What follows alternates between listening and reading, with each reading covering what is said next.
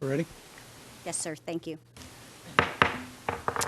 The January 13th, 2015 regular meeting of the City Council will now reconvene. Madam Clerk, may we have the roll call, please? The record will reflect that all members of council are present. Mr. City Attorney, do we have a closed session report? Thank you, Mayor Sellich. There is no closed session report this evening. Okay, will you please stand and join me for the Pledge of Allegiance led by Councilmember Muldoon, followed by the invocation by Councilmember Curry.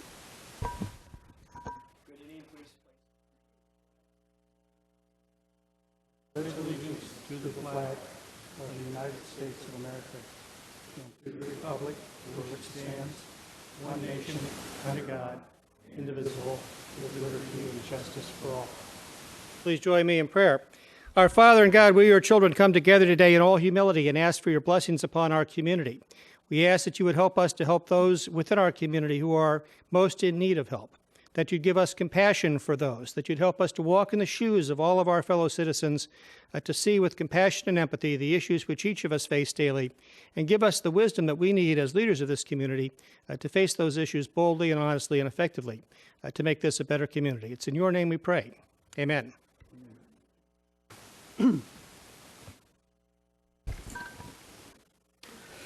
Well, first, I'd like to wish all a happy new year and welcome to the first meeting of the Newport Beach City Council for 2015. I find the new year a time of rejuvenation and renewal, and I'm looking forward to a productive 2015 for our City Council. I'd again like to thank my colleagues for selecting me mayor for 2015. I will do my best to live up to your expectations. We have 4 new council members as a result of the fall election. Our initial agendas are going to have issues which they ran their campaigns on. Some are going to be dealt with quickly. Others will take longer, but all will be addressed quickly. On January 31st, we plan to have our annual goal-setting session. I expect at that time that we will be having a blending of new ideas along with the established goals and programs of our city. It's going to be the first step of the integration of the new with the established City Council. And with that, we're going to be off and running for 2015. Now, our next item on the agenda is presentations. We have a proclamation honoring Congresswoman Mimi Walters, and I understand that Kate Randall and Ben Rainiac are here. If you could step forward to the podium there, please.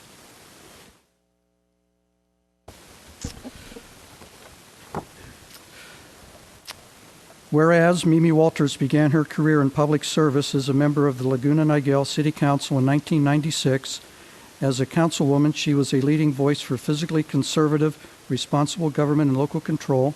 She served as mayor of Laguna Niguel in 2000, and whereas Mimi Walters was elected to represent California's 73rd Assembly District in 2004 and was re-elected in 2006. During her tenure, she served as Assistant Republican Leader and Vice Chair of the Assembly Appropriations Committee. And whereas in 2008, Mimi Walters was overwhelmingly elected to represent the 37th District of the California State Senate, which includes the city of Newport Beach, and whereas State Senator Walters served as Vice Chair of the Senate Committees on Appropriations and Public Employment and Retirement. She also served as a member of the Senate Budget and Fiscal Review Committee, and whereas Mimi Walters was elected to represent the 45th Congressional District of the United States House of Representatives on November 7, 2014, Congresswoman Walters was sworn in on January 6, 2015, and has started her first 2-year term in Congress. And whereas Congresswoman Walters' commitment to service is also reflected in her role as a founder of the California Women's Leadership Association and her service on the boards of the National Association of Women's Business Owners, the Laguna Niguel Republican Women Federated, the American Cancer Society, and the South Coast Medical Center Foundation. Now, therefore, I, Edward Sellich, Mayor of the City of Newport Beach, on behalf of the entire Newport Beach City Council, do hereby recognize Congresswoman Mimi Walters. Do you have a few words you'd like to say? Yes, thank you very much. On behalf of Congresswoman Walters and all the constituents within previously aforementioned 37th District and now within the 45th District. We just want to say thank you on her behalf, and unfortunately, due to her being in Washington, D.C. right now, she's not able to accept the award, but that we are happy to do so on her behalf. So thank you. Okay. If you want to step over by the flags, we can take a photo. Yes, sir.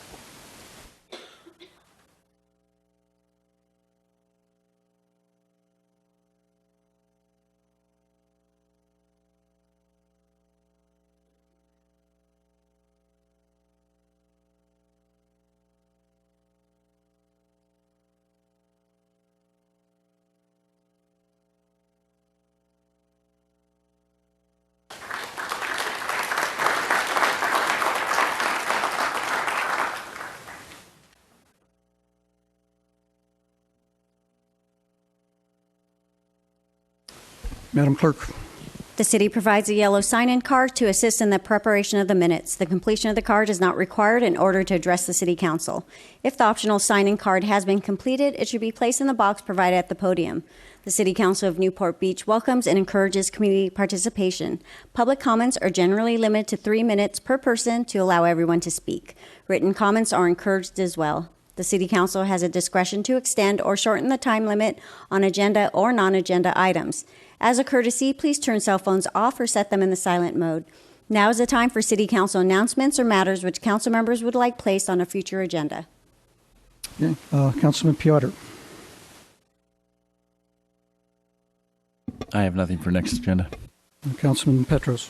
Yeah, I wanted to first of all acknowledge the good works and collaboration of our public works staff and the Newport Mesa Unified School District in putting together the crossing guard at 16th and Irvine. That crossing guard has been there since the winter quarter has started. It has vastly improved traffic flow and had a positive effect on the safety of the young people as they cross that intersection. So thank you very much for that. On the 28th of January, I'll be hosting a meeting along with staff at the Newport Heights Elementary School auditorium to continue our discussion on undergrounding utilities in the Heights area. That meeting is at 6:30. It will be in the auditorium. There will be more notice about it, but as my wife likes to keep me up to save the dates, and get it out there as far as I can, I want to invite you all to come and join. When last we were together, there were about 150 people there in attendance affected by this, and I think it's a good testament to their interest in improving the quality of their properties and their property values.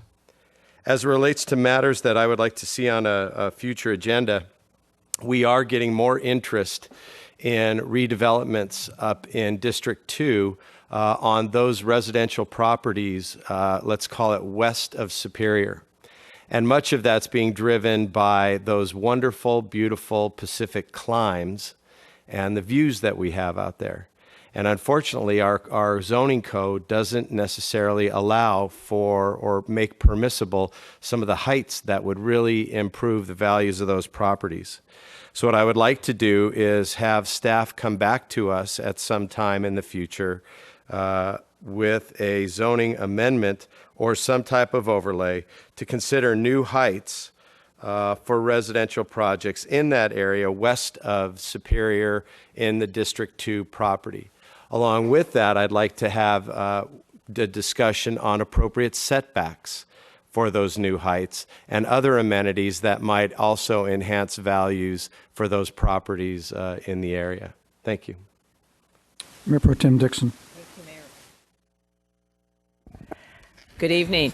I have a few announcements I'm happy to share with the community.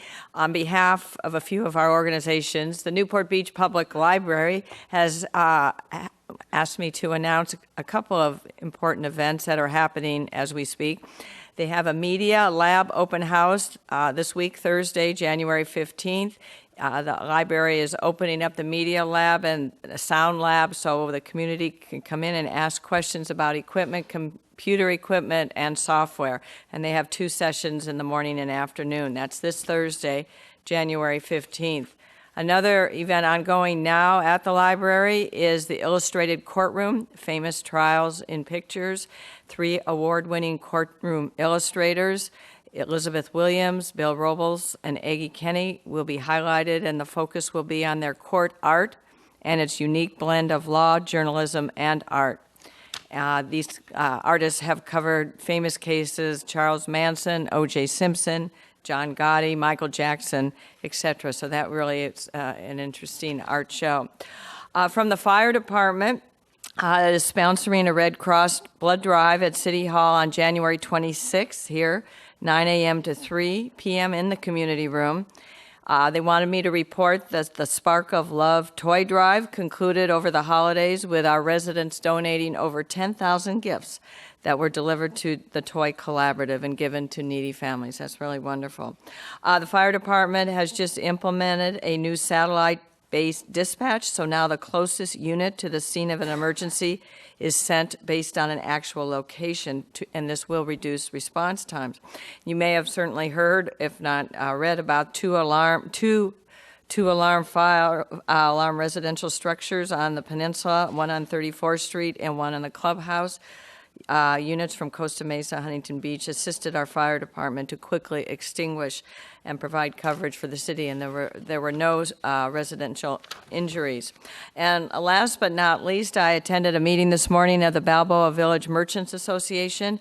I'm pleased to remind everyone of a wonderful event that happens every Sunday, 7 to 9 a.m. It's the car show, the Balboa Car Show. It started about a year ago, and it continues to grow in popularity. They tell me it's the only car show as close to the coast or the water anywhere. So we are very proud.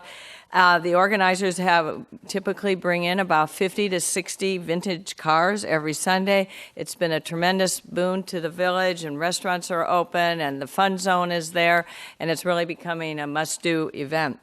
Also, I'm happy to tell you that all of you may get your own Balboa Village coupon book. There are these out there. I've given one to all the council members, and these give discount off dollars and cents off items from the merchants who have operations selling in Balboa Village. And you'll be hearing a lot of announcements about me promoting business on the peninsula and how fun it is to enjoy life there. So that's it. Thank you, Mayor. I appreciate it. Councilmember Muldoon. I believe we kicked the residential and mooring issue on the docks to next meeting. Just wanted to make sure we also had commercial docks. Thank you. Councilmember Duffy.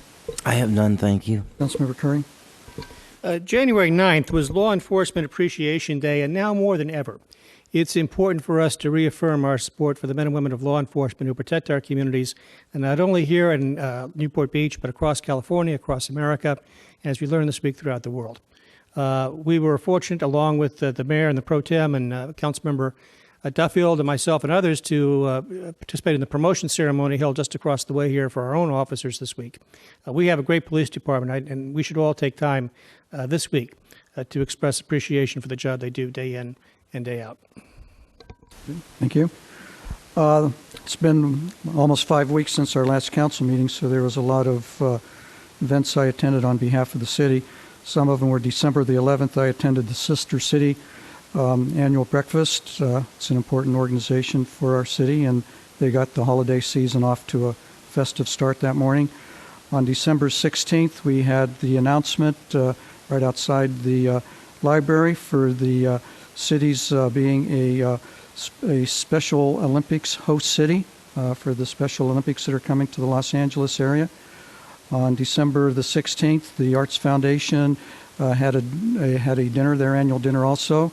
Again, a very important organization supporting the arts in our community. On December the 17th was the first night of the boat parade. We had a reception at the Balboa Bay Club with the Grand Marshals of the boat parade, and also there was a mayor's boat this year in the boat parade hosted by Explore Ocean. On December 19th, we had the Marina Park topping off ceremony. That's where you get to sign the last beam that goes into place, and myself and Councilmember Petros and Duffy were there to sign the beam. On December the 21st, I got to attend a Eagle Scout Court of Honor.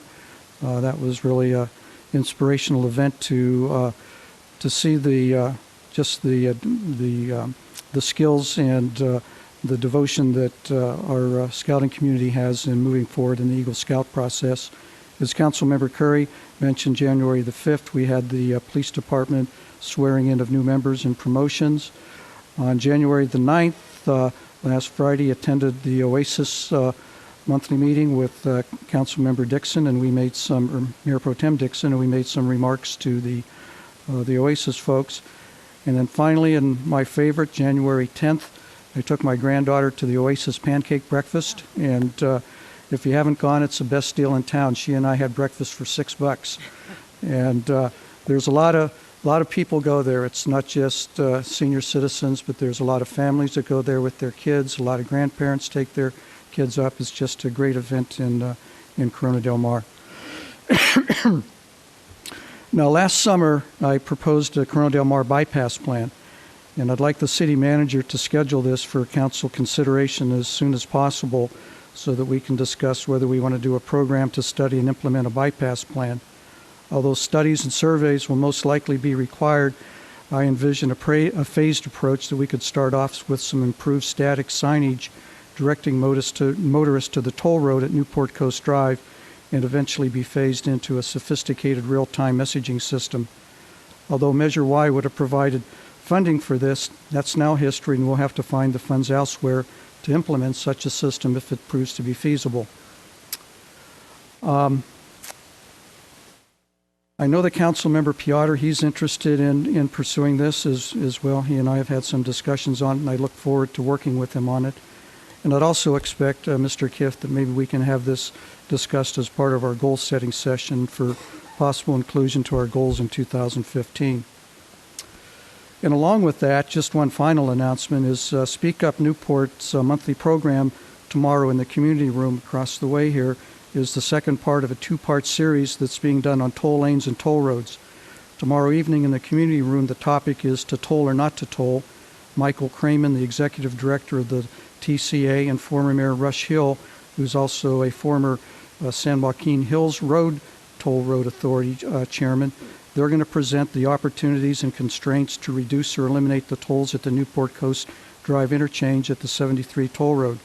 The reception is going to be from 5:30 to 6 o'clock, with the program starting at 6 o'clock. Some ideas may come from this program to assist in the Corona Del Mar bypass plan. Anyone interested in this should attend.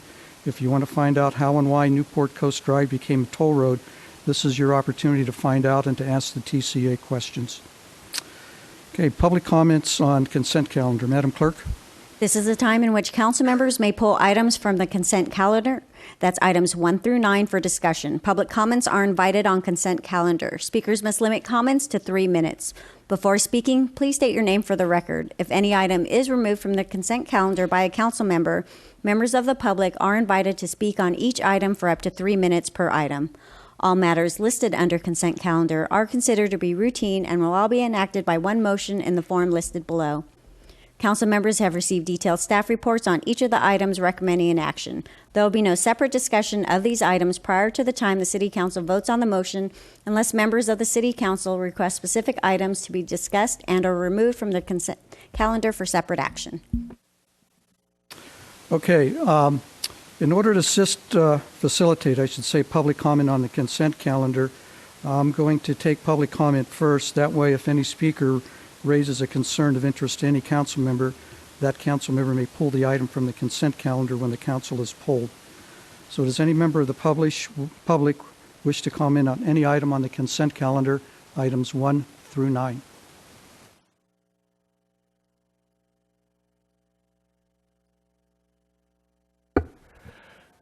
Mayor Selich and members of the council, my name is Jim Mosier.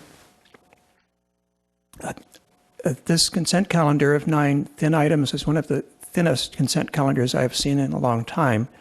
Nonetheless, I wanted to let the new council members know that this current mode we have has not always been the way in which the consent calendar has been handled. For most of the city's history, members of the public, when the consent calendar was announced, could call out numbers that they wanted separately discussed, just as the council people could, and those items were separately discussed. The current mode of operation a little better tonight than it has been.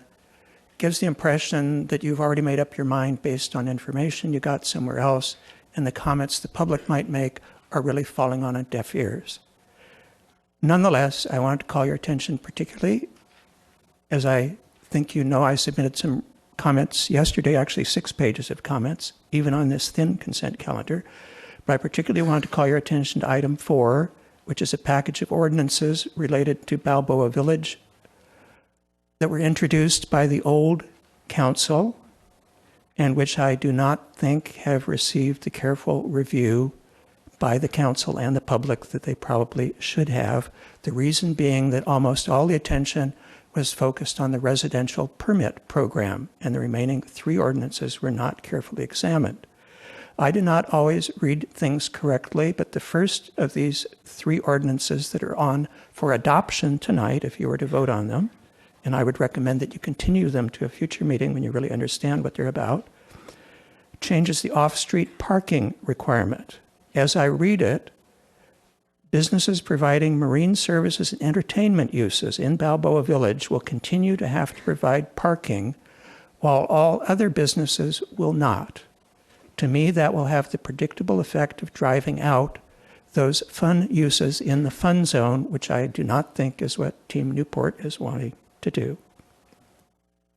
The second of the 3 ordinances sets up a parking benefit district for Balboa Village, meaning that the parking revenue from the meters will be going into a fund dedicated to improvements in Balboa Village. That in itself is probably maybe a good idea. But at the same time, and with no announcement that I know of to anybody affected by that, the ordinance as written is discontinuing, as I read it, existing parking benefit districts that were set up in the remainder of the peninsula and in West Newport. I think you would at least ask why they're being discontinued and what that has to do with Balboa Village and why the public affected by those has not been noticed. Thank you. Thank you, Jim. Any other comments on the consent calendar? Okay, staff, do you have any items to pull? Yes, Mr. Mayor, we'd like to continue item 3, the junior guard non-resident fee issue. I'd like to continue that indefinitely, but if we can bring it back soon, we will. But And I had one item. In regards to item number 9, our recommendation would be to consider confirming all the appointments except for the Finance Committee and to leave that until after you consider item number 12 because there may be some changes there. So kind of bifurcating the vote on that agenda item number 9. Okay, so it would be just appropriate to note that we have bifurcated the Finance Committee appointments till after item 12. That's correct. Okay, thank you. Okay, just a reminder to any council member, you can make a comment or observation on a consent calendar item with actually pulling it. So I will start with Councilmember Muldoon. Do you have anything to pull? No. Councilmember Duffy? No. Councilmember Curry? Councilmember Piotr? None. Councilmember Petros? None. Mayor Pro Tem Dixon? None. And I have none. So I will entertain a motion. Mr. Mayor, I move the balance of the consent calendar items 1 through 9 with the exception of items 3 and 9, which have been pulled. And with the following note on item number 1 on the minutes for the November 25th meeting, just to note that while I was not physically here, I did watch the study session and the council meeting on November 25th, so I could be recorded as waive the reading. And I believe that's it, other than item number 9 as bifurcated as the city attorney just mentioned. Okay, and then I would just remind any council member that that was not in attendance at the 11:25 meeting or hasn't reviewed the entire videotape or listened to the audio tape, you'd have to abstain on that part of the motion. Mr. Mayor, Is there anyone else that needs to abstain except Mayor Pro Tem Dixon? I need to abstain on the minutes and clarification. I'll second the motion and clarification. Okay. The item number 9, we're voting on everything but the Finance Committee, so we're not pulling the entire item. That's correct. Okay. Councilmember Muldoon, do you need to abstain on the minutes? I will abstain as well. 11:25. Yes. Councilmember Duffy? Yes. I'll abstain. Okay. So is the motion clear to the clerk? Okay, please vote. And prior to reading the vote, I'll read the ordinance titles for item 4, ordinance number 2014-20, an ordinance of the City Council of the City of Newport Beach adopting Code Amendment number CA 2014-001, adopting the Balboa Village Parking Management District Plan and establishing the Balboa Village Parking Management Overlay District. Ordinance number 2014-21, an ordinance of the City Council of the City of Newport Beach amending Newport Coast Municipal Code sections 12.44.025 and 12.44.027 and adding section 12.44.029 relating to parking funds. Ordinance number 2014-22, an ordinance of the City Council of the City of Newport Beach amending section 12.44.040 of the Newport Beach Municipal Code pertaining to on-street parking meter fees in Balboa Village. Just a point of clarification, the votes to abstain for council members Duffield and Muldoon, is that for one and then you approve the remainder, or abstain through items 1 through 9? I just need clarification. Abstain for all items. Just on the minutes. On all items or the just on the minutes? Okay. Just on the Just the minutes? yeah. Thank you. Also for you, Councilmember Duffield. Yeah, sorry, that's a little confusing, but that's an unusual situation with the changeover you. of the council. Okay, Madam Clerk. Public comments on non-agenda items. Public comments are invited on non-agenda items generally considered to be within the subject matter jurisdiction of the City Council. Speakers must limit comments to 3 minutes. Before speaking, please state your name for the record. Okay, just for starting off the new year, I'd just like to add a few comments on public comments on non-agenda items. Public comments on non-agenda items are designed to provide citizens an opportunity to address their elected representatives on anything within the City Council's jurisdiction, as the City Clerk stated, not on this evening's agenda. No discussion or action can be taken this evening. It is not a time for debate or discussion with staff or council. Each speaker should complete their statement. After the statement is complete, council members are free to ask questions of the speaker for clarification if necessary. When answers can be provided by staff or council, it will be done. Where no answers are able to be given, a staff member or council member will respond to each speaker's concern outside of the meeting. Where appropriate, the item may be placed on a future council agenda for discussion or item or action. Are there any public comments on non-agenda items? Please come forward and state your name.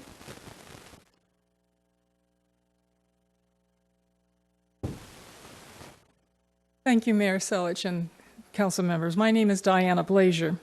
I am a member of the Newport Citizens for Responsible Growth, NCRG, a group of residents representing 5 of the 7 homeowners associations that include close to 2,000 homes surrounding Corona Del Mar High School. I'm also a resident of the Bluffs, and joining me tonight is another member of the NCRG, Catherine Kendall, board member of the Plaza community. We are very concerned about the proposed sports complex and related additional amenities at Corona Del Mar High School. A number of my neighbors sent the council emails in November and December expressing their concerns and in some cases opposition to the proposed sports complex at CDM High. The purpose of my presentation tonight, in addition to introducing myself to the new members of the City Council, is to bring you up to date regarding the status of the proposed complex. On December 9th, of last year, the Newport Mesa School District Board approved the development of a scope of work that would include improvements they currently have allocated funds for and additional amenities that the Corona Del Mar Foundation has committed to fund, regardless of the cost. And I have provided the Deputy City Clerk with some handouts and asked her to hand them out after I conclude my comments. The school district has $7.4 million to cover the cost of improving the track and field with artificial turf and adding bleacher seating. The NCRG supports improvements to the track and field. The CDM Foundation position is to provide over $6.8 million to install lighting, public address system, concession stands, and more than doubling the seating from the current 600 seats to 1,500. These additions are not supported by the NCRG. The amendments to the sports complex would also allow rental of the facility for non-CDM high activities, which we also oppose. As some of my neighbors have informed you, the impacts of lights, parking, traffic, noise, and trash would have a measurable and negative impact on our neighborhoods and quality of life. For example, some of the homes are just 100 feet from the current CDM High track, and both the Bluffs and the Plaza have private streets that would be impacted. In addition, one estimate is that pending on the proximity to the CDM High sports complex, property values would be diminished by an average of 5%, resulting in measurable loss of property tax. The schedule for the environmental review has not been established. It is understood that the city will be part of the project and environmental review process. The NCRG intends to keep you apprised of events related to the proposed CDM High sports complex and work with you as we all assess and respond to the proposed project. I have been in touch with staff at the school district, so I am being kept apprised of when that environmental review process will be initiated. Thank you for allowing me to speak to you tonight. Thank you. Any other speakers? Come forward, please. State your name.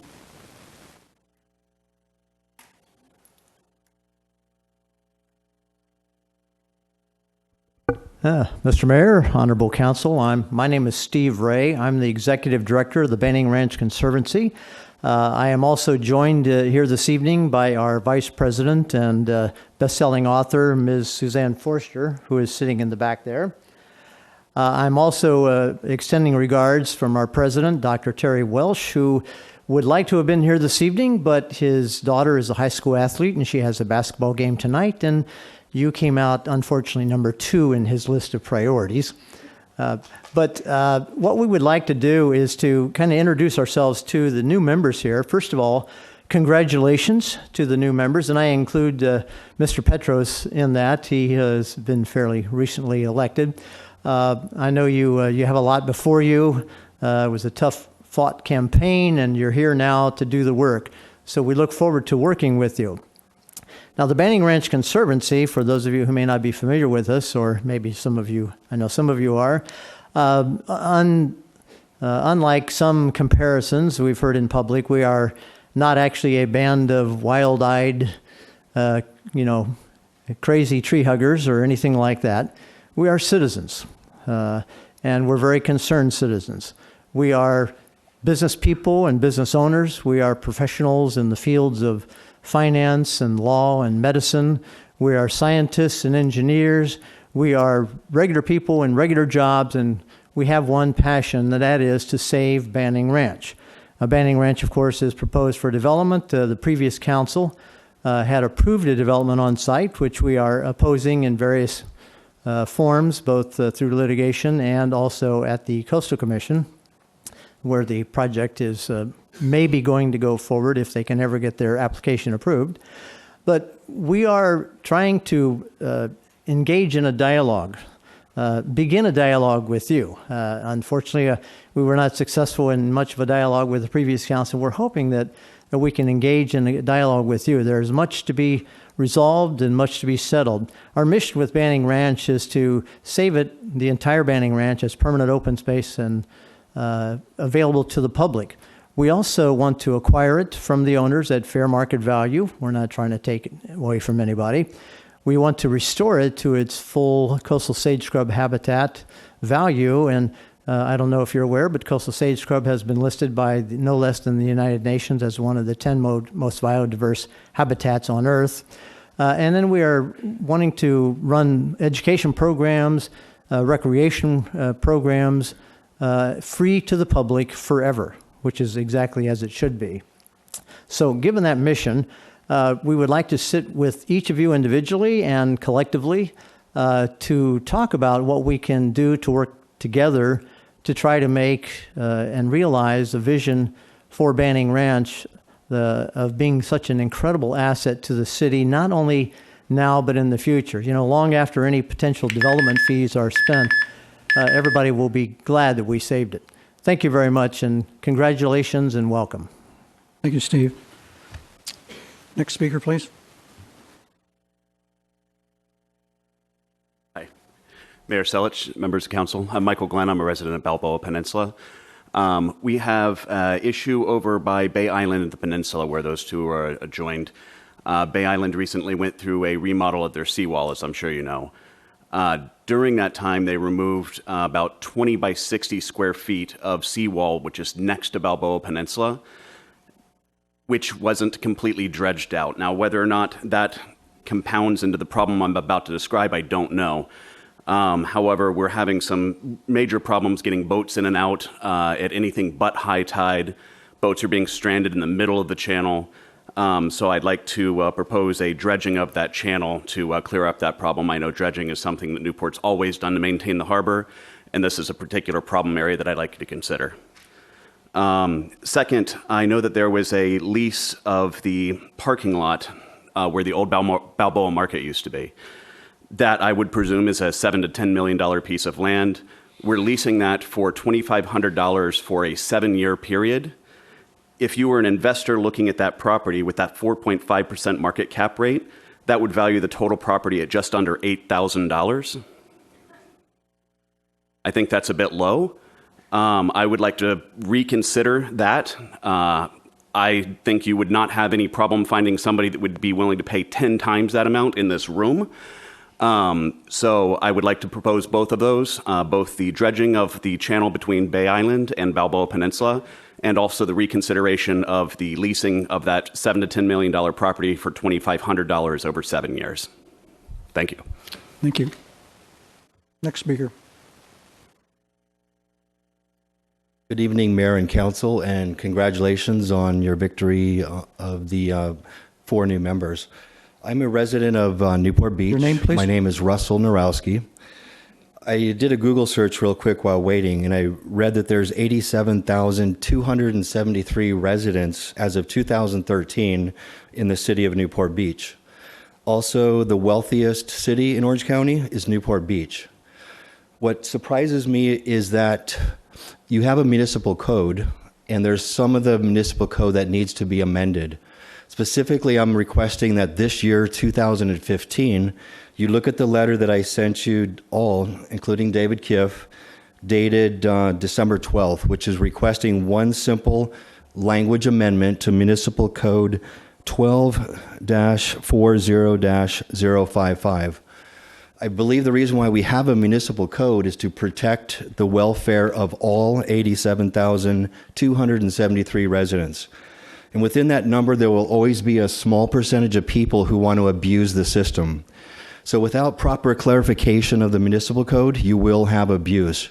And that those residents that live next to that person will have to suffer the abuse.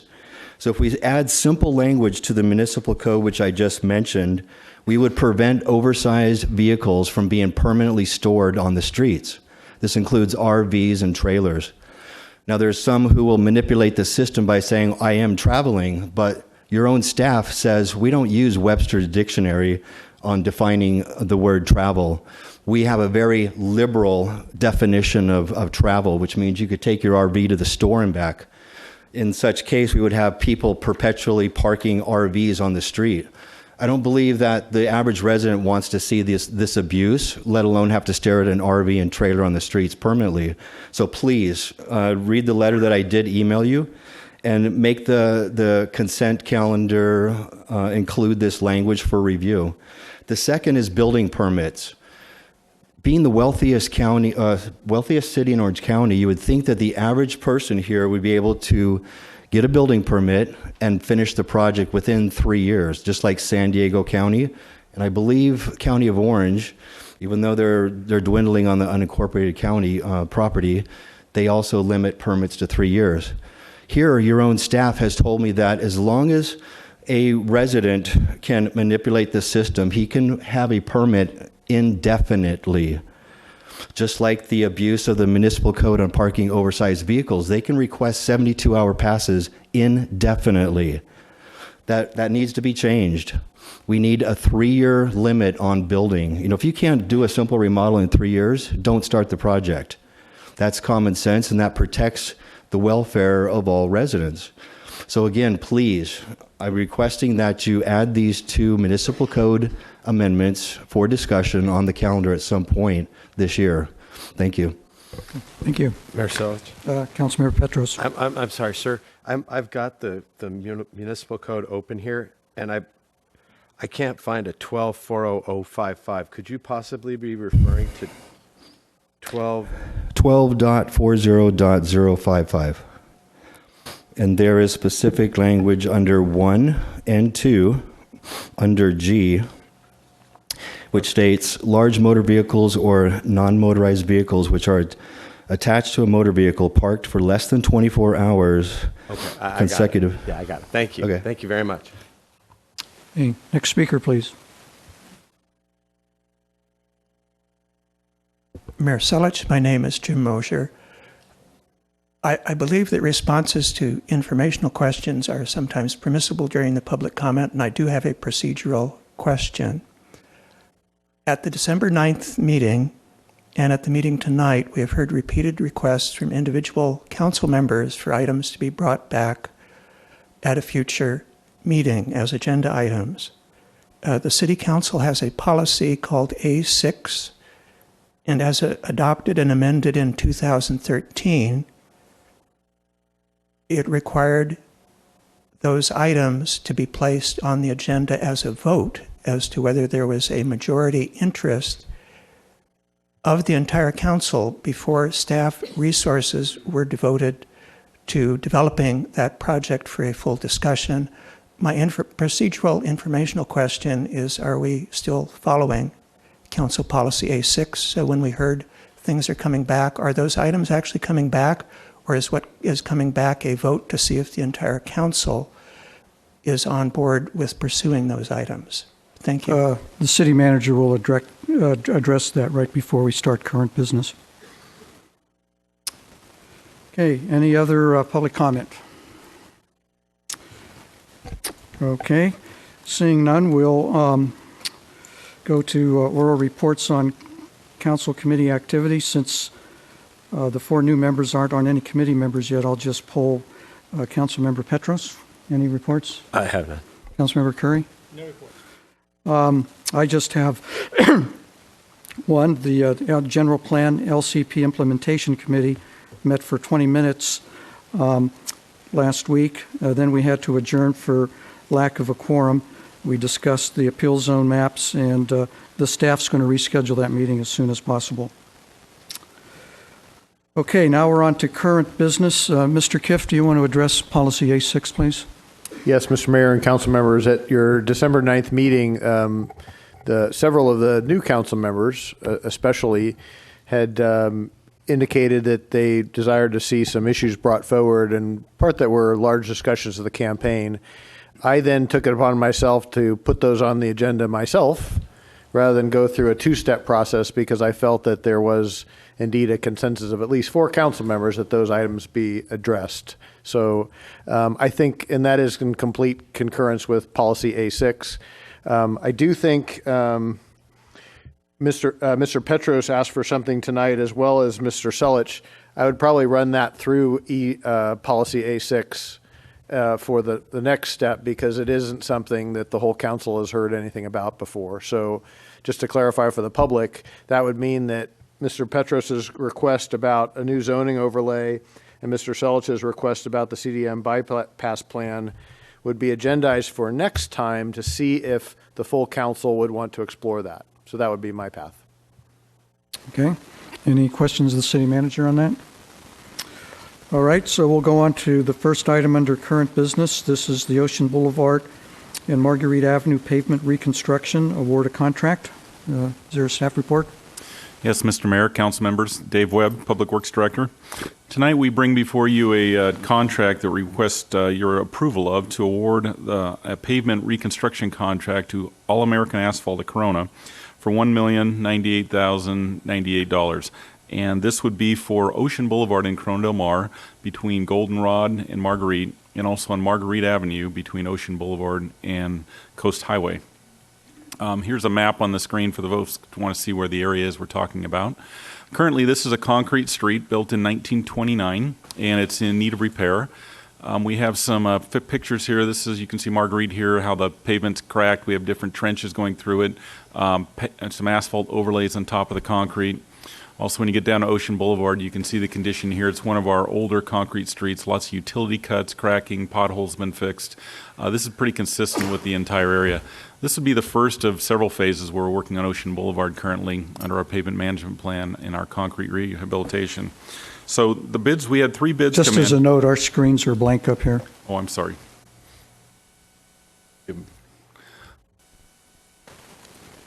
For the council's information, I'll back up to the slide. Here's the vicinity map, if you could see that.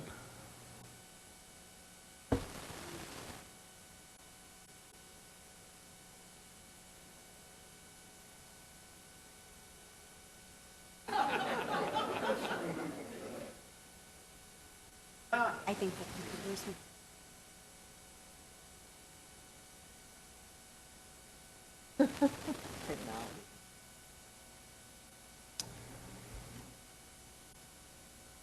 Everybody got a view of somebody else's monitor? Okay, looks like they're all on. All right. Again, here's Marguerite Boulevard. I was showing some of the pavement wear there, again, built in 1929. Ocean Boulevard. And just what we end up doing here, because it is pretty invasive, concrete streets are in our city. We have the favorable opportunity to have many of these. They're basically streets that last about 100 years, long time pavement versus an asphalt pavement. But it is rather complex to put it back. We have to basically take out half a street. This is a case we're doing down on the peninsula. And we'll put that side in, and then we'll go ahead and take out the other half and pour the other half like this. It does take some time, but it gives us a pavement that lasts a long time, and we don't have to get back on there like an asphalt street where we might have to be on every 5, 10, 15, 20 years, depending on the frequency. So with that, we request your award of this contract tonight to All American Asphalt and a 10% contingency be included. Okay, any questions or comments of staff? Councilman Piotr? No, thank you. Councilman Petros? I have no questions. I'd move the item. Well, let's see if we have public comment first. I can make the motion and then take the public comment. Okay, go ahead. Go ahead, Tony. I move approval of this contract to All American Asphalt. Okay, open it up for public comment. Anybody from the public want to comment on the item? Please step forward and state your name. Mayor Selich and members of the council, my name is Jim Mosier. It seems ironic that the company getting the contract is called All American Asphalt, as when we have just heard that the street is a concrete street. And we have heard there are good reasons for having concrete street. They're a bigger investment, I take it, than would be asphalt, but they last a lot longer. At least in my mind, this raises the obvious question of why we are locked into this pattern of streets that seems to have been established nearly 100 years ago. If concrete streets are better, should we not be considering changing our asphalt streets to concrete? Or if asphalt streets are more effective, should we be converting this one to asphalt?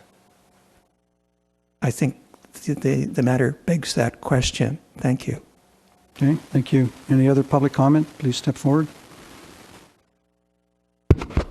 Yes, I'm Howard Amundsen, and I live on these very streets that you mentioned here, and it probably needs to be done, but I would appreciate knowing how it affects the traffic flow going in and out of my house, and the parking. We sometimes have salons and dinners at our house, and furthermore, the timing of this, what months of the next year it would be likely to include. Thank you. Okay, thank you. Step forward, please. Good evening. My name is Roger Lockhart. I'd like to ask the city staff whether or not there's been any investigation as to what utility lines underneath the proposed streets may need to be changed within the next 20 to 30 year period. I know like in Pasadena, what we've done is gone back on some other properties that aren't up there. And before doing major installations like on concrete streets, which is much different than asphalt, it's a much larger investment and it's a lot more difficult to get in. I think it would be appropriate to look and see whether the water lines and or sewer lines in the area are going to need to be addressed within the next at least 20 years, because this is, I believe the projected life is 80 years for the street. Thank you. Okay, thank you. Any other comments? Okay, staff, would you like to address Mr. Lockhart's concerns and then the questions raised by Mr. Amundson? Yes, we did look at utilities. We reach out, we look at our own utilities, our sewer and water facilities. Generally, those are mostly in the alleys, but we do have crossings. They have been replaced in that area, and they do have adequate life for that. We also reach out to all the dry utilities and the gas company as part of our research and notify the project and give them opportunity to get ahead of us or do any things. Most of that area is overhead in the alleys, but we haven't had any requests from the utilities to do any upgrades in their utilities at this time. To that note, there's always development going on. There's always laterals that have to be cut back in. And as that happens, you end up cutting into the pavement, either asphalt or concrete, and those have to be replaced back at full panel. Again, most connections are in the alleys on this area of town so that we don't affect the main street like that. But there is a water line, I notice I showed in the picture there. But we don't expect any problems with that for the next 20 years. With regard to the asphalt and concrete question, we have both types of streets in towns, and at some point we want to do a pavement management discussion on that. We have found that particularly in the Peninsula area and Balboa Island and some of the older parts, we have a lot of concrete streets. It does hold up rather well. One of our problems with our concrete streets where they were built in the 20s, their jointy technology back then was not up to current par, and a lot of the cracks you see are just from the actual contraction of the concrete as it contracted over the years and cracked because it didn't have the expansion joints in it. However, putting a concrete street back in where you have one in place makes a lot of sense. You've already cut the grade. It's basically a 6-7 inch thick section now. We're going to pull that out, pop one right back in. We won't have to do any grading or adding sub-base to that. That would be different if we wanted to go back to an asphalt street. We'd have to cut in a subgrade. We'd have to cut in an aggregate base below it. It would raise the expense dramatically. Vice versa, when you build an asphalt street like MacArthur or something like that, a lot of the maintenance has to do with thin overlays or grinding and patching on top of it, and it probably wouldn't be economical to take that street out entirely and put in a concrete street unless, in fact, the street is completely shot. So we don't normally change characteristics. There have been cases we've taken out concrete and put in asphalt, usually small areas. We also find that the residents of the town prefer the concrete streets. It is a higher valuable street. People look at it that way. It gives a little more value to their property. It tends to stay better shape. Again, long-term longevity, and we also don't have to get on it as much to maintain it. We're getting favorable prices right now. Concrete's been really inexpensive. We've been doing a lot of alleys and a lot of work on the peninsula. This comes in about just around $5 a square foot, a little less than that. If you take the whole project with all the curb gutters and sidewalks, everything in it, it's about $7 a square foot. Compared to completely building an asphalt street, you're looking about at $5.50, $6 a square foot from scratch. So we're getting good prices. This one came in 22% below our estimate. We're really happy with that. So we'd say keep going this direction. But at some point, maybe we'll recommend, but at this point, we're not ready to change our asphalt streets over to concrete. Oh, and I apologize on the schedule. This has a 70 working day period on this contract. We're going to start here in the next few weeks, and it'll go for several months. However, there is proper noticing. We've been talking with them. We do work with our contractors to provide access at all times. We take out portions of the street at a time. As you saw in the photos, we'll do half a street and half a street. We'll make arrangements for parking to move around. It's poured in sections. But there is an impact. There's usually some time when they can't physically get it if they have an access point. And again, a lot of them have access off the alleys, but if they have a driveway off the street, there may be some impacts. We deal with this oftentimes. In fact, if you've seen us, we do a lot of alley replacements. We're really going into open heart surgery. We take the whole alley out and people are out for about a week. So we're used to that. We'll work with the residents. We also have our contractor give 10-day and 24-hour notices before they do the work. Okay, thank you. Any further comments or questions on this? If not, please vote. We have a motion and a second.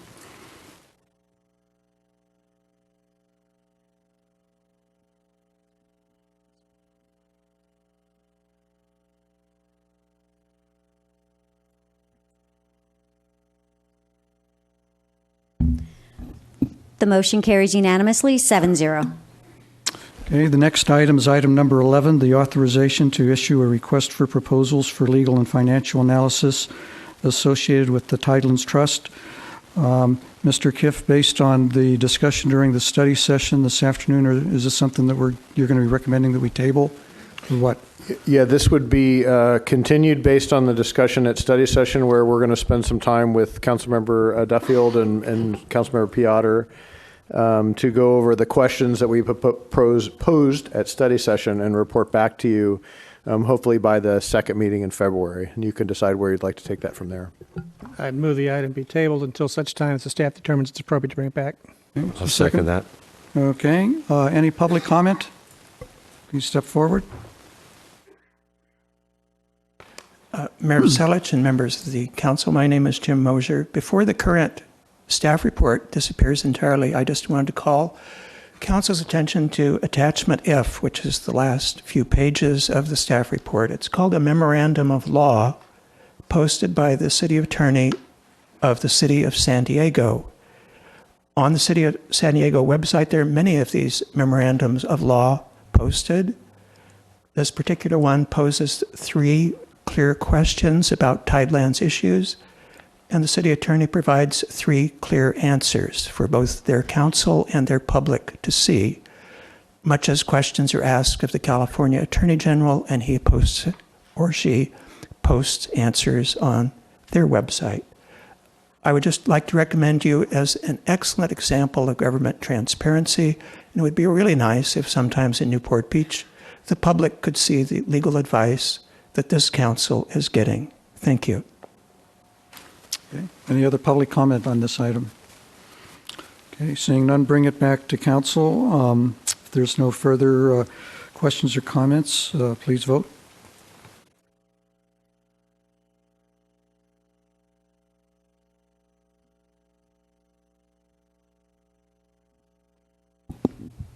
The motion to continue carries unanimously 7-0.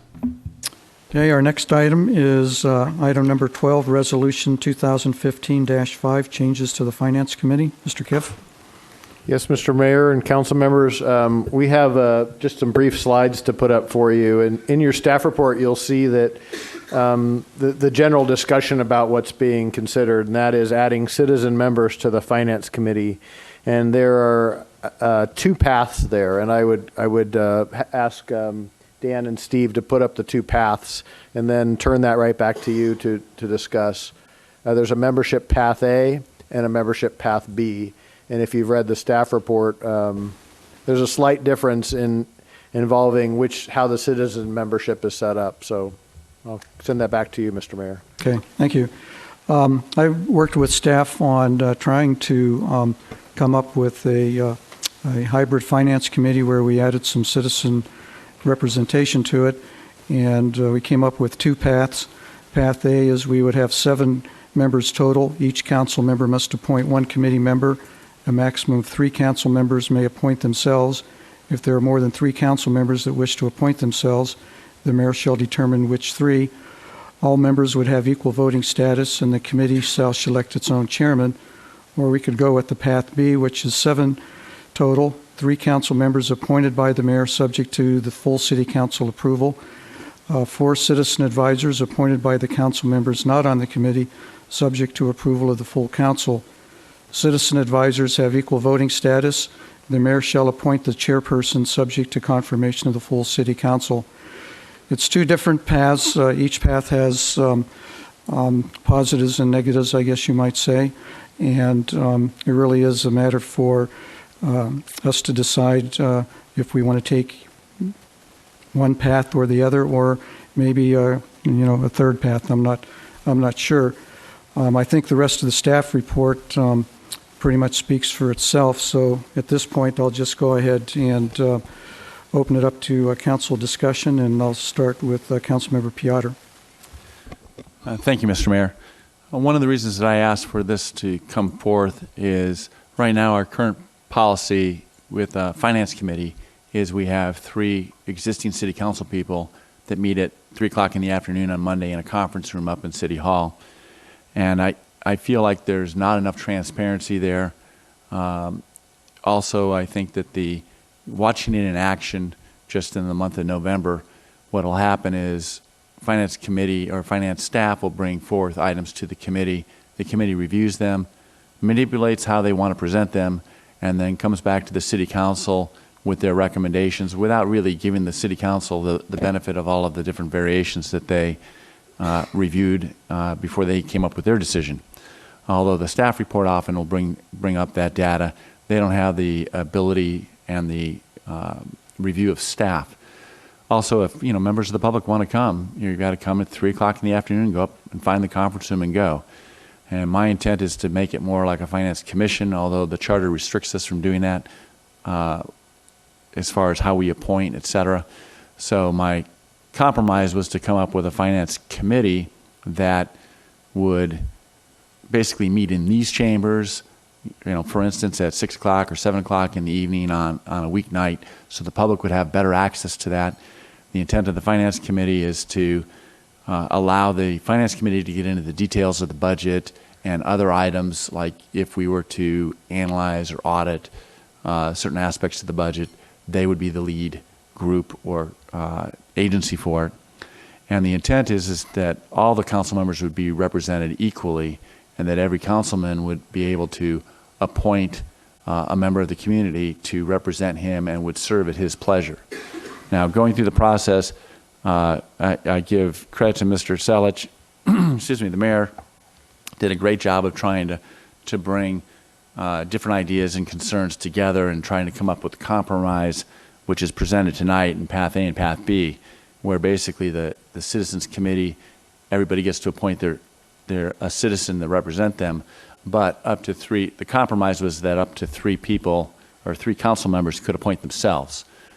Again, I think that after sleeping on it and after the staff report's gone out, and I've talked to the mayor a little bit about this, I would propose to the council that we stay with the original intent, and that would be that it would be the Citizens Committee, and there would be 7 citizens committed, appointed and serve at the pleasure of each council member, and not allow council people to serve on the committee. So in effect, Path A would be adjusted a little bit.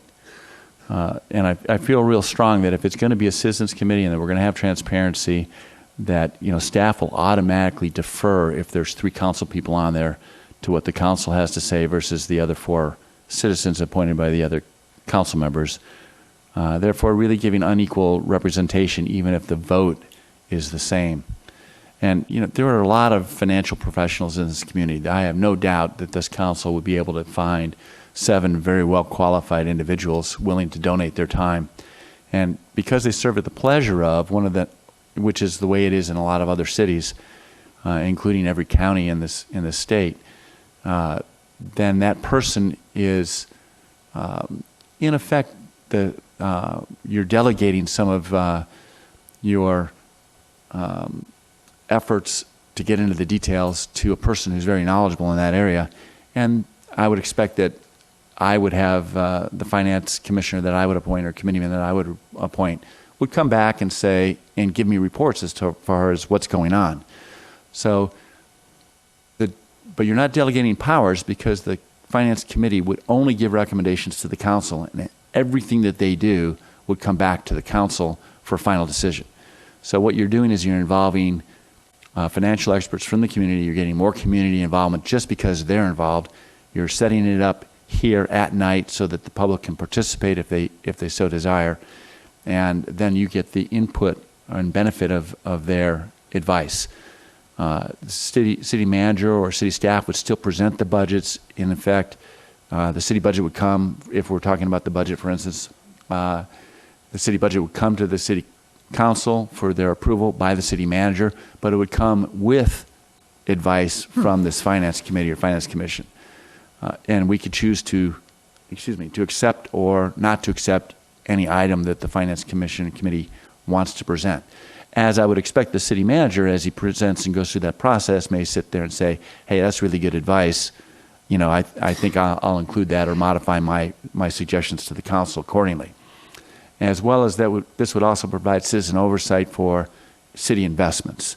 I don't think any of us want another Bob Citron, and I don't think we have anything near that in the city. But one of the things that came out of the county bankruptcy was a citizens advisory committee and investment rules that you comply with, which we have here in the city, And I would say that this Citizens Committee then would assume the role or mantle of advising and enforcing those that are directed and approved by the council, and would be that agency that would kind of look over the shoulder of our investors to make sure that everything is going according to the council policy.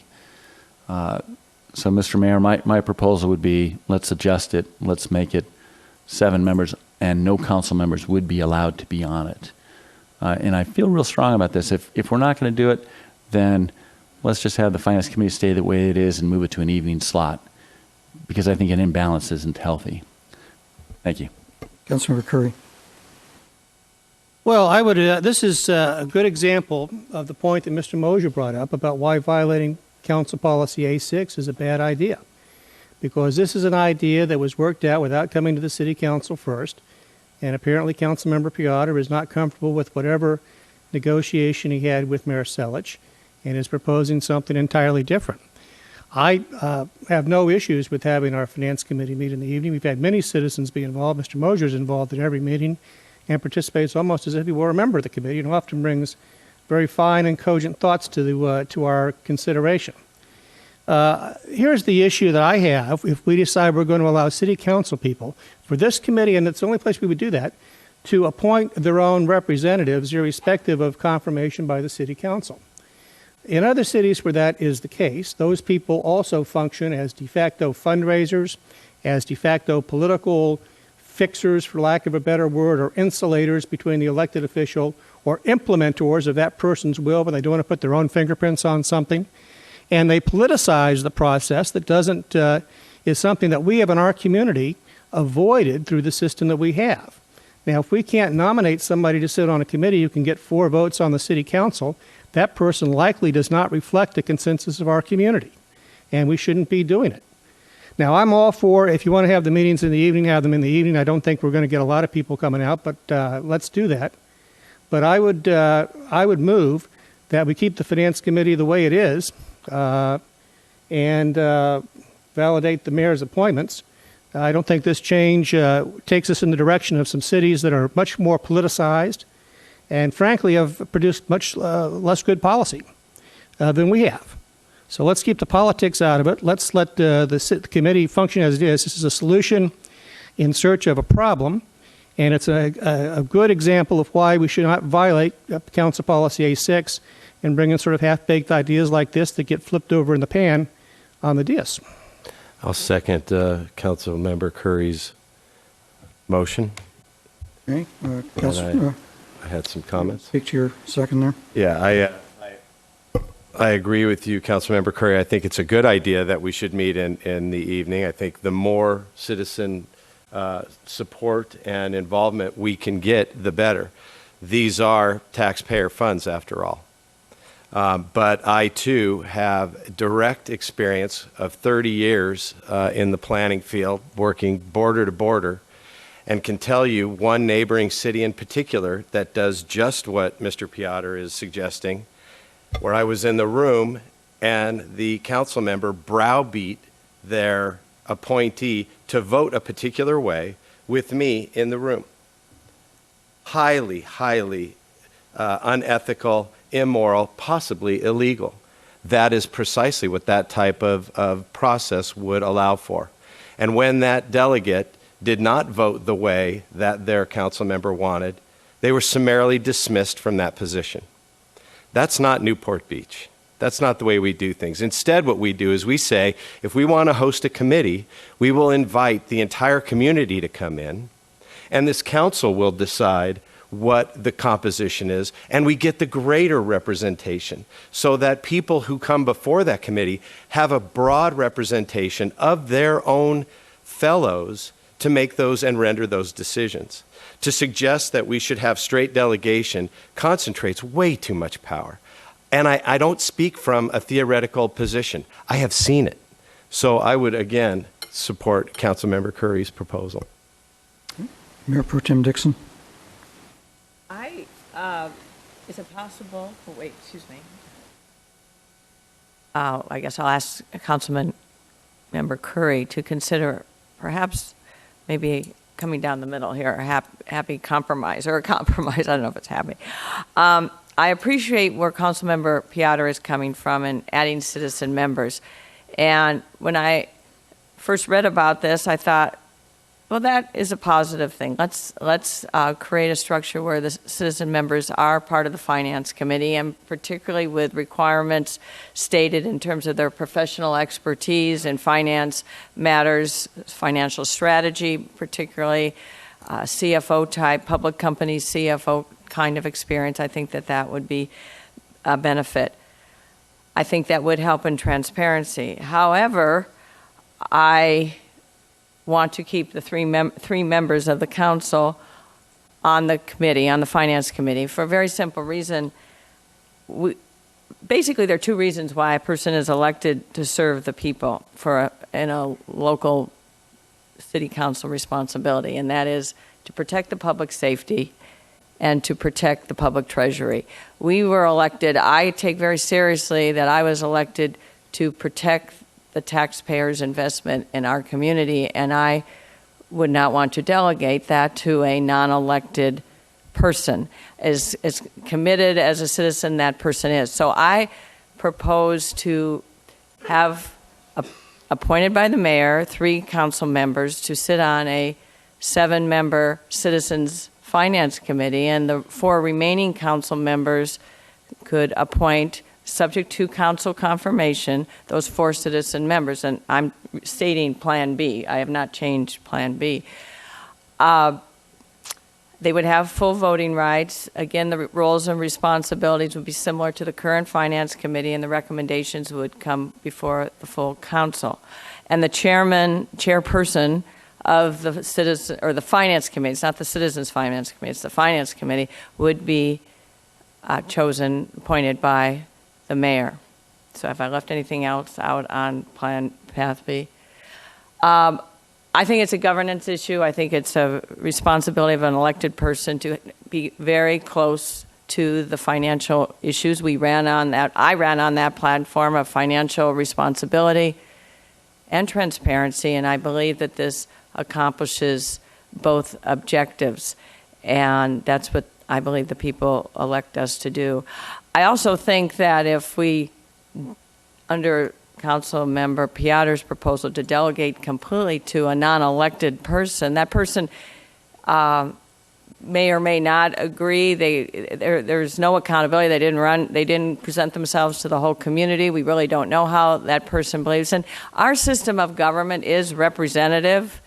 And in this city, we have the marvelous tradition and model in our charter that as we all represent, we run for our districts, but we serve the entire community. And structuring the Finance Committee under Plan A as amended would be counter to our long traditions, good governance, and how we have this hybrid of representing specifically on the people all over the city and across the city.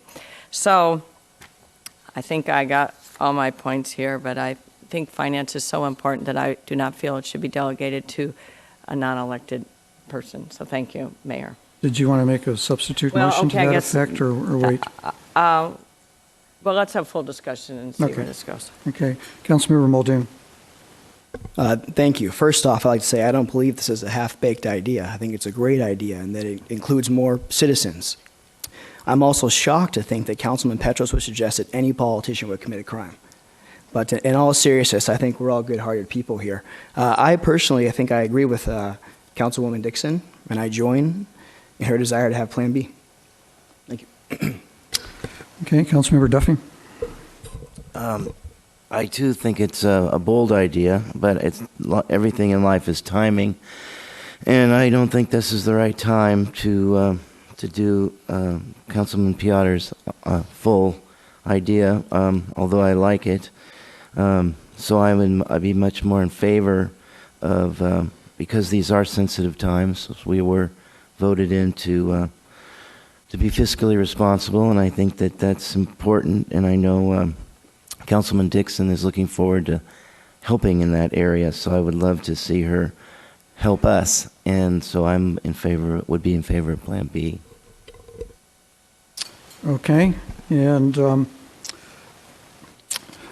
Should I make a motion for? Well, here, based on this discussion, while I think the status quo works fine, I think Plan B offers the benefit of confirmation of the City Council of the appointees. It allows those council members who are not members of the committee to at least involve themselves by placing someone on the committee that they have confidence in. It doesn't change the basic structure and as you pointed out, and mission of the committee. So I'm comfortable with Plan B, and I'll incorporate that into my motion. Okay, and the second, accept that? I'll amend my second. Okay. We'll open it up for public comment. Anybody from the public wishes to comment, please step forward and state your name.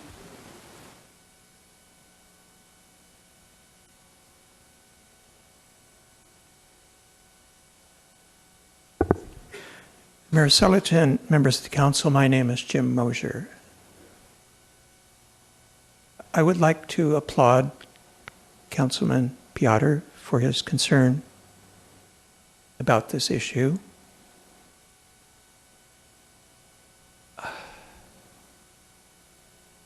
And I think there is considerable merit if we could find 7 financial experts to review the city's financial affairs, to have an all-citizens financial committee, which is not delegating responsibility because their role would be purely advisory. And it would supplement the advice that the full council gets from the city staff and would better inform the discussion that occurs here publicly at the regular meetings. The reason I don't like either of these other plans is that I feel this city council was given the tools that it needs to govern the city from the people in the city charter. And the city charter dictates how, if this council feels it needs advice from the citizens, how it should set up that advisory board or commission.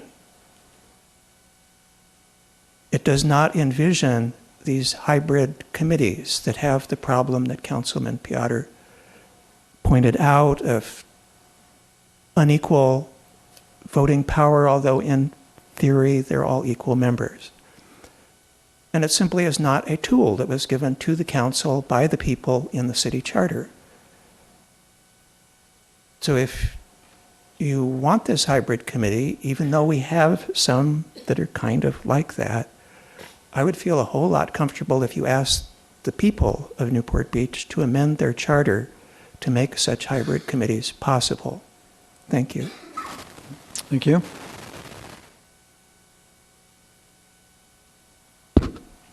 My name is Howard Amundsen, and I am well aware of what finance committees are in nonprofits, and I'm well aware of what they are in political campaigns. They are committees trying to find more people to give money to the nonprofit or the political campaign. So explain to me, what the hell is a finance committee for a city? Thank you. Any other comments? Okay, seeing none, I'll bring it back. Oh, we do. Roger Lockhart again from Lido Isle. Going back to the third screen, if we could move to that, please. Back to that, the final item. That it's recommended that the participants be limited to those holding CPA, CFA, or such designations. I think you really need to think about that. We've got enough people who can read financial statements, and that's great. But I think what we need is maybe some people who can run businesses and that are going to look at the financial businesses. We certainly have the city staff that are going to be able to guide the committee through, but I think we want to start looking at sound business decisions, and that's not necessarily the same person I'm going to hire to audit or make sure that my debits and my credits add up. I would respectfully request that somebody on the council move that the final item, which is it is recommended but not required that they be a CPA, CFA, etc., be removed, and that be put up for a vote. Thank you. Thank you. Okay, anyone else? Okay, seeing no one, I'll bring it back to council. We have a motion and a second on the floor. Is there any further questions or discussion? Seeing none, please vote.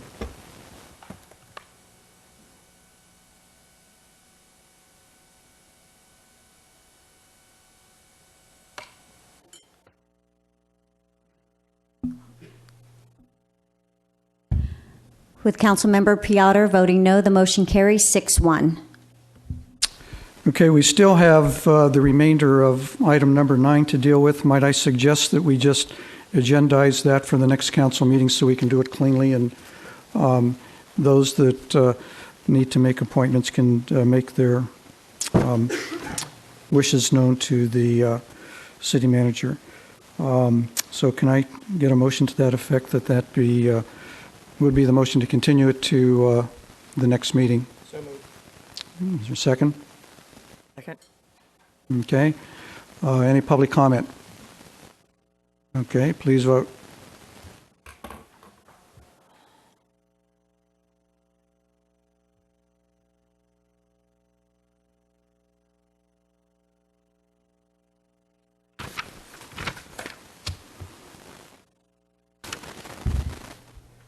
The motion carries unanimously, 7-0.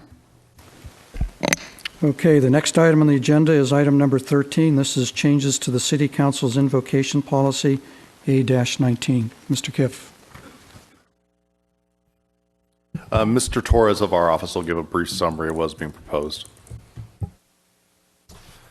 Mr. Mayor, council members, what you have before you is a proposed revision to Council Policy A-19, City Council Invocations.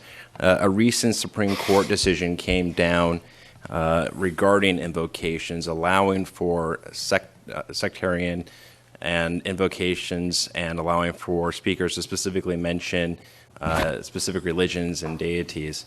Our current policy currently prohibits that.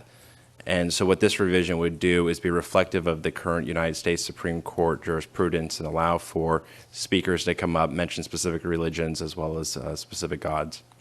If you have any other questions, we're available. Okay, thank you. Mr. Piotr, you're the one that initiated this item, so I'll call on you first. I think Mr. Torres represented it very well. Thanks.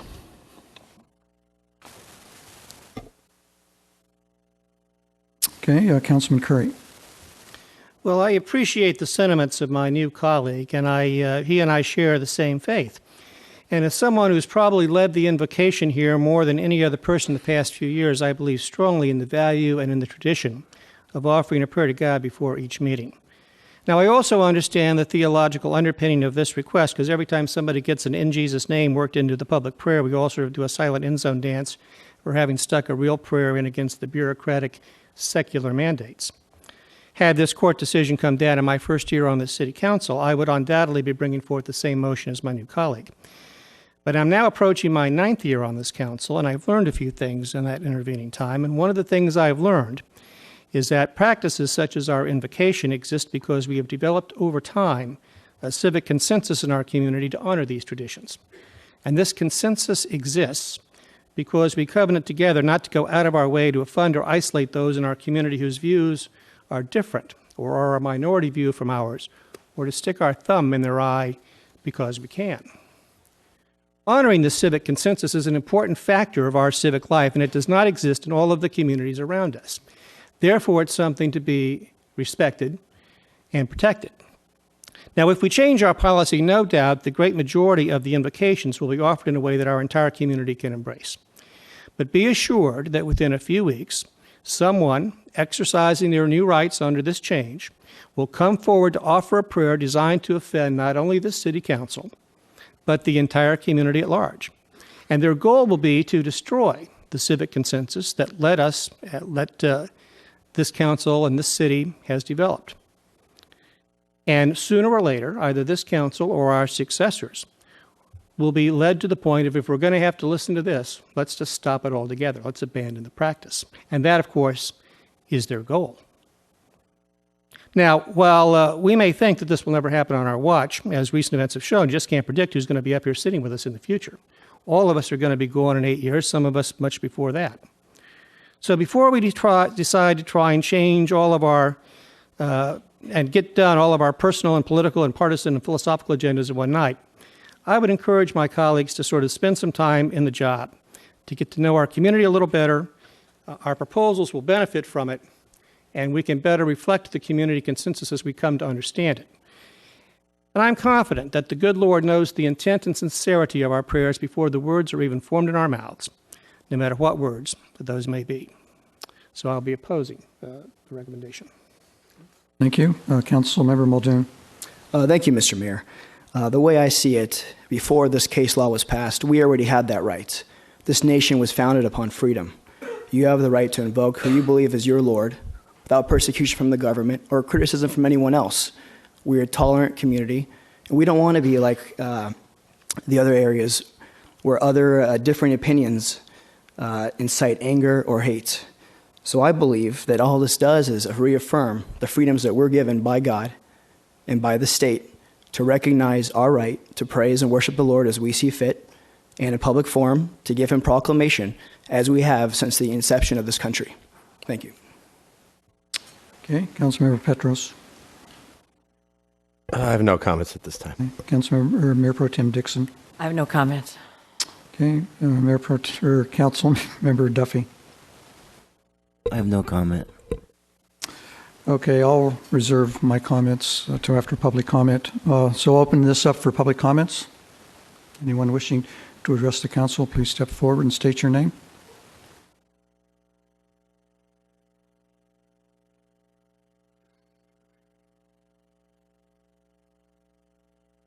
Mayor Selich and members of the council, my name is Jim Mosier. I submitted a written comment this afternoon, which you perhaps have seen. I really don't know what to say at this minute except to applaud Councilman Curry for his wisdom. I hope you all appreciate that. This is a topic that it's very difficult for anybody to say anything about, and I see many of you are hesitant to say anything for fear of offending somebody else. In connection with my previous comment about our council policy A6 and the idea that things should not be presented on the agenda until there's a demonstration that there's an interest of a majority of the council in that item, this one particularly bothers me. As the city manager said, the other items that were on the agenda tonight and the item coming up are ones that one could anticipate from the Team Newport campaign. We knew you were interested in financial responsibility.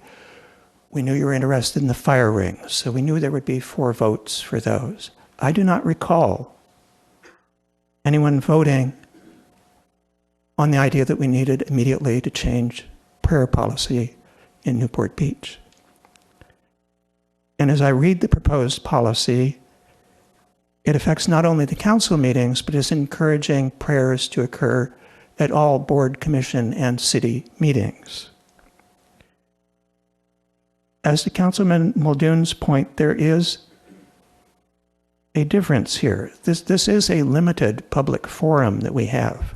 I can speak to you about anything that's within the jurisdiction, your jurisdiction as government officials. But I think we all agree that religion is not something within your jurisdiction. So we are making an exception for these people to come here and give the invocation. And I think it's completely in our power to provide guidelines to them as we do currently. I agree with Councilman Curry that we have a working system. I don't know why we're doing this. Had we been following our policy, the normal thing would be, is there interest in this? Is there a problem with the way we are doing it now? If there is a problem, we should have a variety of solutions to consider, not just one. Yet in this case, without any direction from the council, we have a policy coming back full-blown, take it or leave it. I think it's a bad method, and I think the result is a bad policy. If you were to adopt this, I would point out that in number 2, it says no member is required to participate. I think you also need to say that if somebody chooses not to participate, it will not affect your view of that person. And I may choose not to participate. Thank you. Next speaker, please. Tom Billings.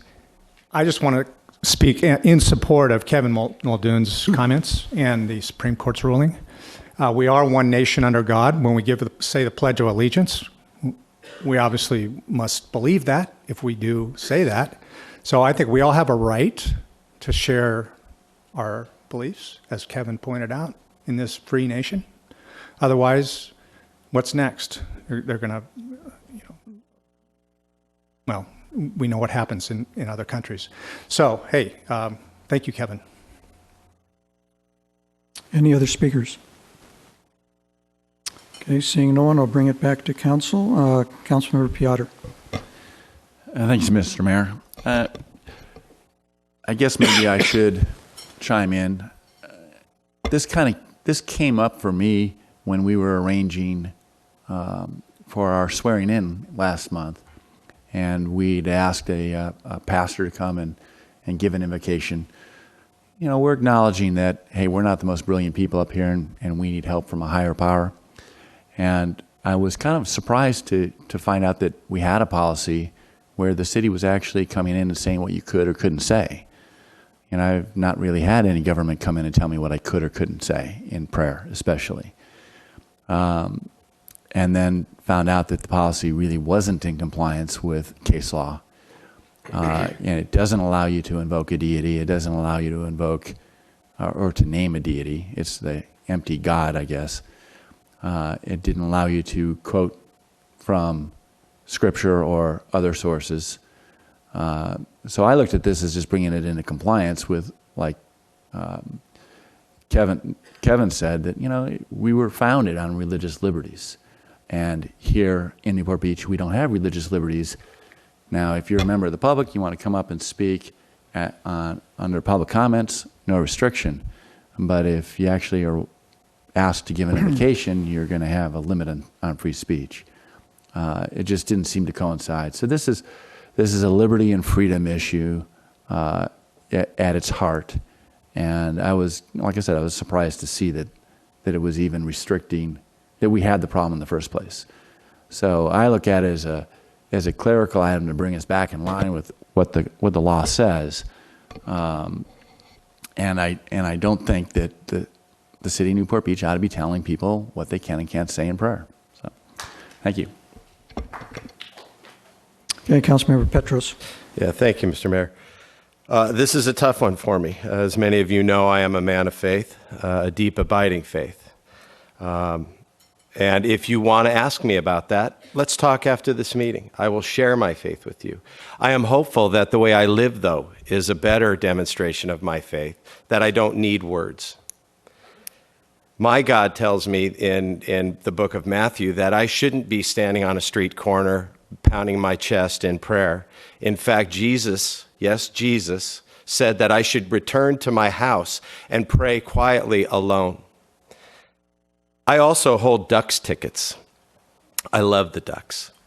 And when I go to the Ducks, I love to sing the national anthem. I do that proudly.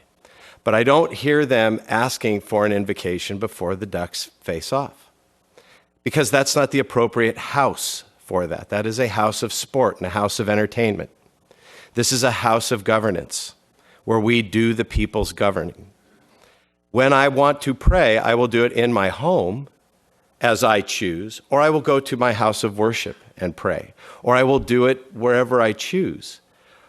I don't think, when we talk about religious liberties, there's also the converse, the liberty to not agree with a God of Jesus Christ, to be a Jew, to be a Buddhist.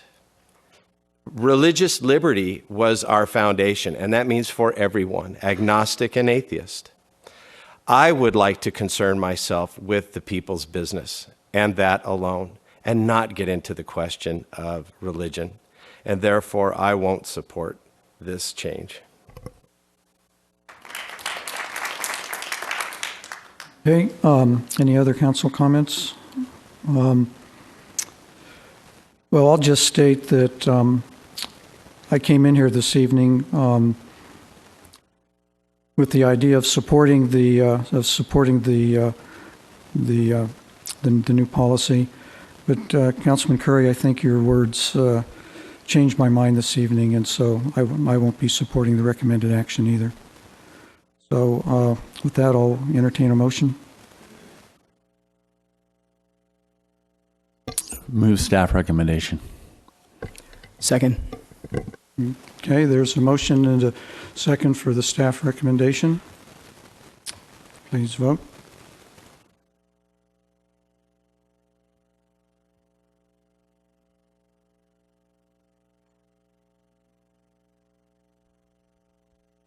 With council members Petros, Dixon, Selich, and Curry voting no, the motion fails 3-4.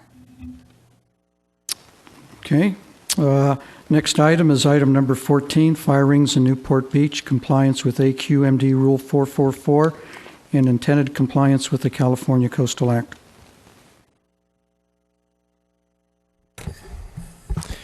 Mr. Mayor and council members, I'm going to pull this item forward. Give you a little bit of, actually, there's not a lot of background. You know this story pretty well. What's proposed for you today are a couple of different things that to comply with the Rule 444 by the Air Quality Management District, as well as what staff believes generally complies with the Coastal Commission's requirements. Although you do, just for your record, you do have a letter from the Coastal Commission in front of you that says Coastal believes that a CDP is required for what I'm going to refer to and show on the screen as the interim plan, as well as the permanent plan. I'm not surprised by this letter. It's fairly typical that the Coastal Commission will say that many operations in the coastal zone require a permit, and sometimes we just respectfully disagree. And this is, again, coastal staff's interpretation of the Coastal Act. So I just want to be clear that that's available to you. And let me get the, I'm going to pull some maps up and then talk to you further about that. Could you go to my screen, Crystal? Thank you. So the recommended action talks about three different things. One is what's called the interim plan, and this would bring wood fire rings back. Again, my statement would be we don't need a coastal development permit to do this, but remember today we have wood fire rings in two places, around the Balboa Pier and around at Corona del Mar, Big Corona. At the Balboa Pier, there's a west side and an east side of the pier. So you'll see three maps in most of my diagrams. This is the west side, and what we would do is we'd propose to keep that all charcoal. This is, again, the interim plan. On the east side, have 8 of those rings become wood-fueled rings. The remainder would stay charcoal. And what this does is it gets 50 feet between the wood-fueled rings. And Rule 444, just for your reminder, says that if you have 15 or fewer rings citywide, you can have those rings, wood-fueled rings, spaced 50 feet apart. I'm going to move to the Corona del Mar thing there. So I accounted for 8 of them over at East Balboa. There would be 7 over here at Corona del Mar. And this is roughly the same footprint as the existing fire rings. In fact, none of these are moved. You see those white spots are the trash cans nearby. So the little green and little red icons are over the existing rings. The only movement is a slight one here. We'd move these 2 rings, if you can see where my icon is, about 22 feet to the, what is in effect the east. And that allows us to get that 50-foot spacing. And frankly, I don't think the Coastal Commission cares much about a movement of rings 22 feet, but you're hearing this, I'm saying it publicly. They may call me and tell me I disagree, Dave. And again, the west side would keep all 15 as all of these as charcoal. So this is recommended action 1. The second recommended action, I'll move to that, and we can come back to each one of these. Remember I talked that this is a standard if you keep 15 rings citywide, and the AQMD's rule talks about what's called a contiguous beach area. And the AQMD feels strongly about that definition. Others feel strongly differently. And the recommended action number 2 is to say that we, as a city, would seek AQMD's concurrence to define contiguous beach area as 15 on one side of the jetty and 15 on the other side of the jetty. So if that were to be approved by AQMD, you could put 15 wood-fueled rings here at Corona Del Mar in this kind of configuration. You see there's a line of charcoal rings, and there are 15 rings, again, spaced 50 feet apart. This would require some change in AQMD's mindset as to what the definition of contiguous beach area is. And I know that actually AQMD's legal counsel is here with us today, so they may want to comment on that. So part 2 is this plan here. And finally, part 3 would be a permanent plan, and this is a little bit broader in scope. Remember, if you go above 15, and Newport Beach today has 60 fire rings, if all are wood fueled, you have to spread them out at least 100 feet from each other. So what I looked at was, what would that look like if we tried to not increase the footprints too much of the fire rings? So basically it looks something like this at the West Balboa Pier. You can see in the middle here, that's the existing footprint. So it's not that much bigger. It's about 100 feet in each direction. And that allows 13 rings there. This would be the footprint on the east side of Balboa. You could see the current footprint of the rings is roughly here. And then if you spread them out 100 feet from each other, you'd get 13 rings. This would be at Corona Del Mar. The current footprint is roughly here.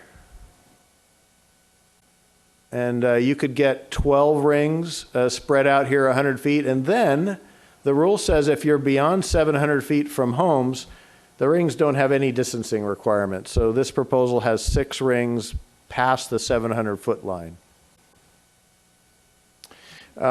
This proposal introduces 2 new areas for fire rings, and this would be the Newport Pier area. And this isn't an exact placement. As folks know, the Newport Pier beach is often significantly narrower than other beaches, but you could bring the rings closer to the edge of the walkway there. There would be 9 rings here. And then finally at Newport Dunes, there would be 7 rings here. And I will state for the record that I communicate with Newport Dunes a couple of times about this. The most recent communication was just yesterday. And while they seem more willing at first to accept these, the most recent communication is they want to check with their attorney and figure out more about what they'd be getting into here. And I certainly can respect that. So this large plan that I talked about would bring 60 wood-fueled rings back to the community, spaced 100 feet apart, so it complies with AQMD's rule. AQMD has told me that. The Coastal Commission's desire is also to have a number like this in the community. At least the staff has expressed that. And then finally, if you're following what AQMD looked at, AQMD said the health impacts are significantly less if they are spaced this way. So this is a recommendation I worked on with Councilmember Piotr. I will stop there and let you ask any questions you might have or follow-ups for me. Okay. Councilmember Piotr, you brought this issue forward, so you want to go first? Thank you, Mr. Mayor. Again, the goal here was to fulfill a campaign promise, bring back wood to all of the fire rings in Newport Beach. The difficulty is trying to keep the AQMD happy and the Coastal Commission happy. AQMD got involved because one of the AQMD board members was on the Coastal Commission board, and when the city went to try to remove the rings entirely, at that point William Burke, who was on both boards, decided, hey, this is a great idea, let's ban them in all of Southern California. And so the Coastal Commission process was somewhat tabled until AQMD process played out. And I think it was, 9 months that they took, almost a year maybe, to come up with to amend Rule 444 to at first try to ban every single beach fire ring in Southern California, and then backed off and came up with what I think is somewhat of an arbitrary rule that's not backed by science, and that is if you're 700 feet or more away from a residence, you're okay, but if you're less than 700 feet, you have to space 100 feet apart. Coincidentally, Huntington Beach was very much against it, has over 500 rings, and almost every one of their rings was outside 700 feet. And as you can see from some of these plans, almost every one of our rings is within 700 feet. So they, I don't think, use science, but tried to split the baby and try and make both Newport Beach happy and Huntington Beach happy. I have a problem with charcoal in the fire rings. I think it's basically, you may as well remove them except for summer use when you're cooking a hamburger. They really are of no use during the evening now during the winter, and of little use during the summer. So in effect, you've shut down the beaches at dusk. I have a problem with that. I think that, you know, our beaches are California's beaches, and I think we're a hospitable city, and I'd love to be able to have people come and enjoy our beaches after dark, and that means wood in the fire. Now, I don't like Rule 444. I think it's, like I said, arbitrary and not based on science, but we've got two giants in the state agencies that are unelected bureaucrats representing Coastal Commission and AQMD, and we're stuck in the middle. And I don't see the need to waste Newport Beach's resources trying to get into a pissing contest between these two agencies. And in our current situation, changing it to charcoal, Coastal Commission, at least at the staff level, basically has said, yeah, over our dead bodies. Now, that doesn't mean we still can't take that to Coastal Commission body and see if we can't get them to overrule staff. But right now, they agree that it takes a low-cost recreational activity and basically makes it non-existent. AQMD's happy with charcoal. Now, there's no scientific basis saying the charcoal is better, although you'll hear a lot of anecdotal evidence from residents that live near these beaches that charcoal is a lot better than wood. And I'll tell you, I walk down by CDM Beach often, and I have problems all the time smelling charcoal fluid, because that's really the only way you can get a flame and stay warm is using charcoal fluid on the charcoal. And you can smell that petrochemical, you know you're getting petrochemical. So now, while these layouts aren't perfect, I think it does a good job of complying with both the AQMD and Coastal Commission rules without getting us caught in the middle and allowing the residents and visitors to be able to burn wood in the fire rings. And it includes putting 8 rings over there by Newport Pier and 7 over in the dunes. The nice thing about Newport Pier is that the people that are affected there primarily are the commercial residences. And in both cases, you know, in Newport, you've got parking lots right there. People can conveniently bring wood to the fireplaces. Perhaps you'll start to see a lot of vendors and commercial vendors there at the pier selling wood. I understand that Huntington Beach, with their several hundred or 500 fire pits, that it's almost a $1 million a year business to sell some more kits. That's not why we're doing it, but that's a side benefit. This is taking an area that has fewer residential areas, and the dunes likewise. Dunes have a little residential area around them. So it takes and spreads the 60 rings out while impacting as few additional residents as possible. And you know, I'm not married to this plan as far as the actual layout, but I would love to see us interpret the interim plan. I'll be anxious to hear from the AQMD attorney how they can write in plain language that it's a contiguous beach and then decide that, oh no, that just means inside the city limits. To me, Corona del Mar, with a jetty in between, and the peninsula are not two contiguous beaches. And so my recommendation on that is, let's get 30 fire pits burning wood tomorrow, which if they decided to, so if this council decides to do that and adopt that plan, you know, I don't know what the AQMD wants to do or wants to threaten us to do, but if we're proceeding towards a revised coastal development permit that's going to include 60 wood-burning fire pits that they've already said are in compliance, I don't understand why the interim plan of 15 versus 30 is that big of a deal. But that's my recommendation, and I'm here for questions in case anybody has any. Okay. Councilmember Mayor Pro Tem Dixon.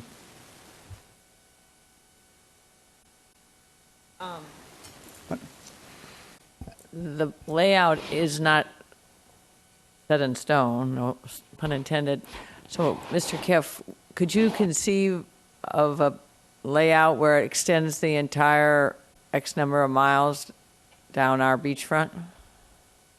Yes, Mayor Pro Tem Dixon, I think you could envision something that expanded the distance between the two, and I'd have to do the math. I haven't had time to see what that might look like, where potentially you could run a line of single fire rings 400 or 500 feet apart and go down to the Santa Ana River jetty, which would significantly minimize the impacts of that single ring. It would have a small impact, I think a small impact on the folks that hadn't experienced this to date. So the answer is yes, sorry. Okay, Councilmember Muldoon.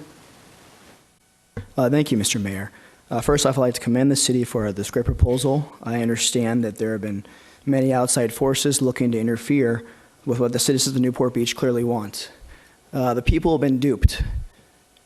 You've been duped by bureaucrats, by incumbents, by false science.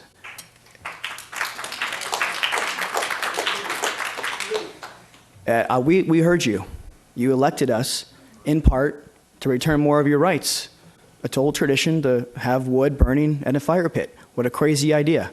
I support this right, and I know you and the audience and overwhelmingly in the city support this as well. Thank you. Let's hold down the applause, please.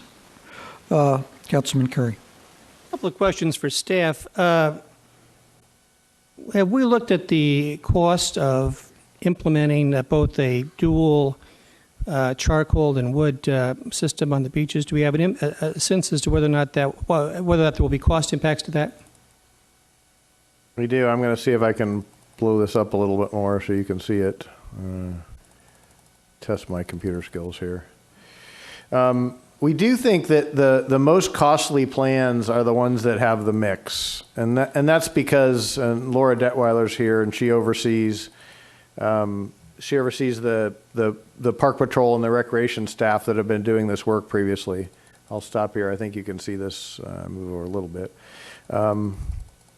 So our cost for the current program is charcoal only, and that involves a peak cost of about $25,000 a month.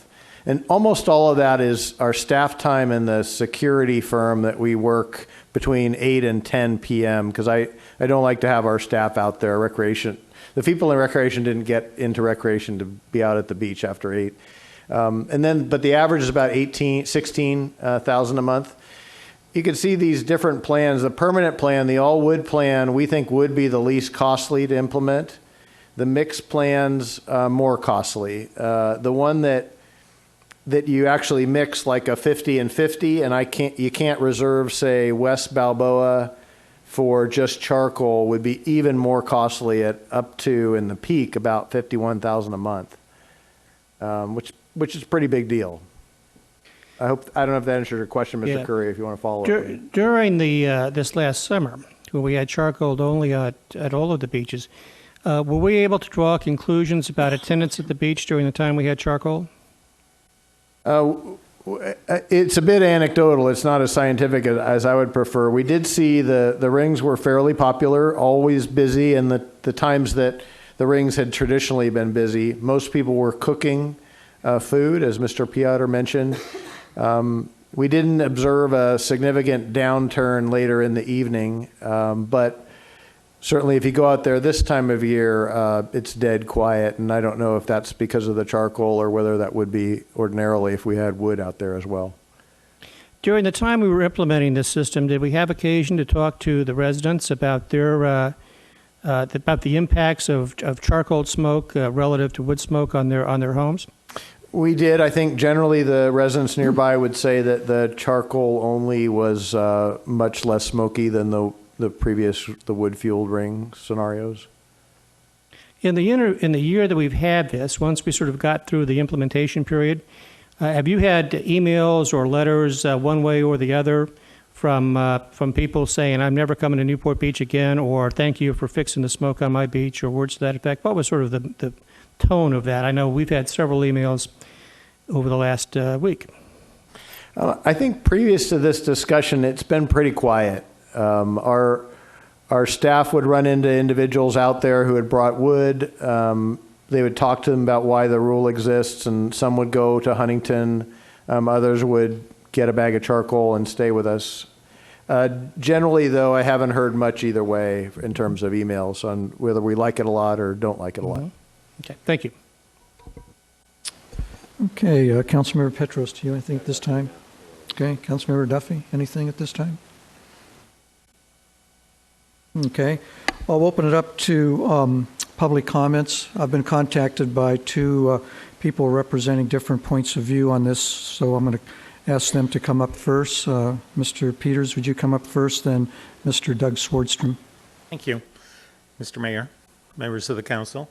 Dave Kiff, you're sitting at the computer there. I have a PowerPoint presentation sitting on your desktop there. Yes, that's it. Please, as a courtesy, would you set my timer to start now? Thank you. My name is Frank Peters. I'm a resident of Breakers Drive. I started a website with my wife just a couple of years ago where we form a clearinghouse on the issues related to wood smoke. Now, some people say that charcoal only deters. Oh, I need my clicker, Dave.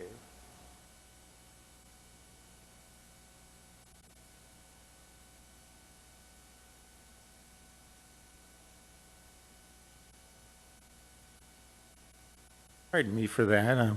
I even came in to rehearse today. So some people say that charcoal deters, but is that indeed the case? Here's a picture from this summer around the firings. You can't see the firings because of all the pop-up tents. It's quite popular. And other people say, well, is that the case? Here's the parking lot on a typical weekend here. You couldn't squeeze another car in. So that argument, I don't think it really holds weight. Councilman Piotr says he prefers the smell of a wood fire, but what I pointed out to him is the smell actually is benzene. It's an aromatic hydrocarbon, just to get a little bit technical here. And benzene, according to the World Health Organization, is a group 1 carcinogen, one of the most dangerous substances known to man. Now, he also tells me that he doesn't like the smell of lighter fluid, and here we're in agreement. There's no question. Who does like the smell of lighter fluid? But if you look closely on the side of the can, you'll see that the AQMD is going to bat for us here, and that I hope Dr. Fine doesn't mind my interpretation of his comment here is lighter fluid won't hurt you. The AQMD has reformulated lighter fluid so that it's not harmful.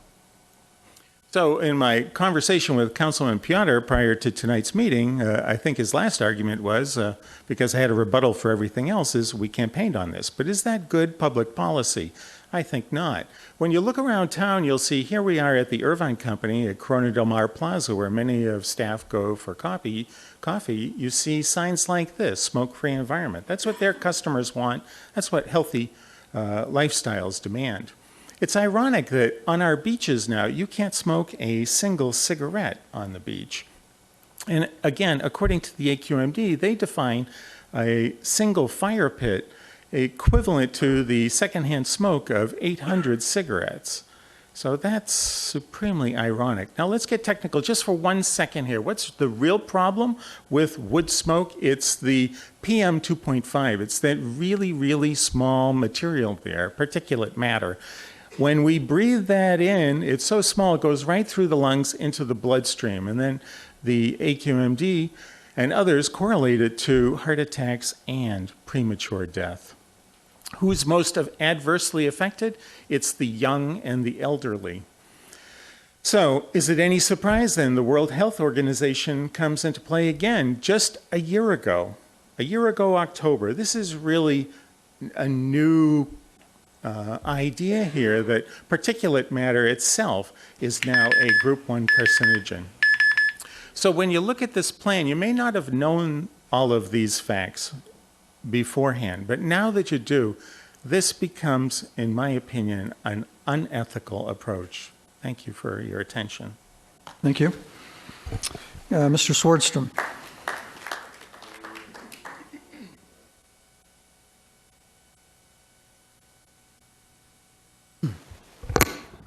Good evening, Mayor Selich and council members. It's an honor to speak before you this evening on a topic near and dear to many of our hearts, California's beach fire rings. My name is Doug Swardstrom, and I'm one of the founders of Friends of the Fire Rings, our website address with information about the history and some of the scientific pseudoscience is located at savethefirerings.org, if you'd like to look. My wonderful wife, Rachel, and my kids and I love the fire rings. I grew up in Southern California, and they are just as much a part of California heritage and culture as anything.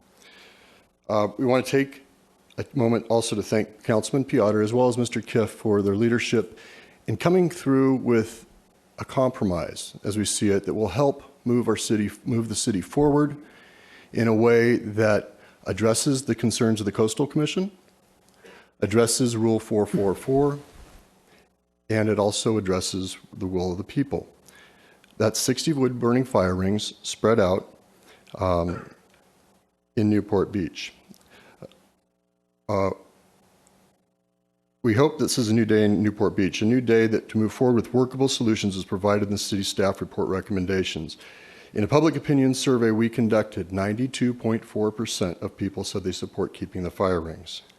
Related to a quick comment about the charcoal-only fire rings. We do understand and accept them to be part of the interim plan.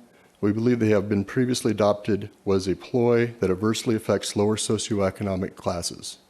It's too expensive. If people can't afford to pay $15 at Corona Del Mar Beach, for example, and they have to walk down, what makes anyone think they're going to be able to afford $30 to $50 in charcoal? And that's one of the reasons the Coastal Commission sneers at the idea of charcoal only. So we think that the solution that the staff has come up with is a good workable solution. Again, all 60 fire rings in Newport Beach, that charcoal-only designations of the fire rings is a serious problem, as I pointed out, discourages people and is a violation of the California Coastal Act. And the repealing the charcoal-only, excuse me. We also encourage the City Council to give guidelines to the city staff for 3 different things. 1, repeal the charcoal-only ordinance, making the full repeal triggered and contingent upon the approved new coastal development permit. Number 2, adopt a new plan that keeps all 60 wood-burning fire rings in Newport Beach. The process with the Coastal Commission, if it's submitted in January, there's a timing issue. In order to get, let's say for the March agenda for Coastal Commission to get this issue moving forward, saving the taxpayer dollars, will need to be resolved in January. So giving general direction or specific direction to staff to work with the Coastal Commission, once that's in the process, the city will have and the residents will have plenty of time for public input through 3-day hearings at the Coastal Commission. So all the public input will be provided for there as well. Again, we want to thank everybody. The compromise plans, the interim and permanent plans that Mr. Kiff and Mr. Piotr have come up with save $16,000 a month. Gives us a workable solution and compromise to move forward with plans that are in compliance with AQMD, protect health, compliance with the Coastal Commission. It's a fiscal responsible thing to do. It's what the people of Newport Beach want, and it's the right thing to do. Thank you. Thank you. Okay, we'll now open it up for general public comments. So anyone else wishing to address the council, please step forward, state your name, and if you don't mind stating where you're from, if not required, but it'd be interesting to know. Charles Farrell, Newport Beach. For 15 years, I've lived on the north side of the Balboa Pier, directly in front of my house. I have a concentration of 15 fire pits just 310 feet from my home. At the Balboa Pier, our homes are closer to the fire pits than any in all of Southern California, a problem unique to Newport Beach and our densely populated communities. Most of my neighbors are renters, not rich homeowners. Our apartments are typically 1,000 square feet. We are stacked on top of each other, 2 to 3 stories high. Our homes have 3 to 4 families living in a single dwelling. Rich or just getting by, we have one thing in common. The amount of wood smoke in the air is overwhelming and dangerous. Every summer, there are nights when I have contemplated checking into a hotel at 3 in the morning because there's no air left to breathe. The impact of the smoke is cumulative. One cannot acclimate to it. No need to debate the detrimental impact of wood smoke. We all know it isn't safe. We all know that. If it were safe, we'd have no problem placing 18 fire pits to the left side and 15 fire pits to the right side of the playground at Newport Elementary School. A total of 33 fire pits, the same exact layout we have at the Balboa Pier. Life at Newport Elementary would revolve around the smoke. Teachers would constantly have to monitor the windows and doors and shut them at the first sign of smoke. Children would be held inside their classrooms, trapped with windows shut despite the sweltering heat. Children would complain of headaches and nausea. Asthmatic children would be sent home. Parents would be concerned about the long-term health and well-being of their children. Welcome to my neighborhood. You see, we have a moral and ethical dilemma here. This is a tough one, especially for politicians. Will you trade your morals for popularity and votes? Will you choose what is fun over what is right? Are you willing to doom a few thousand constituents, few hundred constituents, for the pleasure of the masses? Look yourself in the mirror. Is that you? So you want to bring back the smoke that rises 100 feet into the air that can be seen from the mainland at Dolphin Terrace in Corona del Mar. It's cocktail party conversation. The burning continues for months. In the evening, individuals come out and relight the wood in the morning, relight the wood that didn't burn the night before. Talk about hell on earth. Newport Beach is our home. Everyone has access to it. Everyone does. Come by and have fun. But we are not the world's trash can. Sorry, when you were 10 years old, we didn't know better. I didn't know better. But today's 10-year-olds, many of them do. Let's not exact revenge on families who live near the fire pits, as this city proposal does. Leave the fire pits alone. Charcoal has been a fine substitution. People who want to burn have 600 plus nearby choices, and they are not so close to homes. Thank you very much. Thank you. Next speaker, please.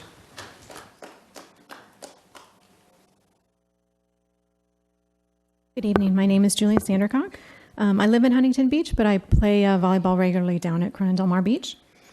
First, I want to say thank you to the council members who took the time to understand the research behind the effects of wood smoke on our health and to push toward a compromise to convert the pits to charcoal. In my opinion, that was the well-educated and empathetic response that should have occurred, and it also shows that you truly care about the health of residents and visitors having to breathe extremely unhealthy smoke. I used to play beach volleyball regularly at CDM until I couldn't stand the smoke anymore. It caused me to feel nauseated and sick to my stomach, and I'd often have to leave early. I was really relieved to hear the change to charcoal.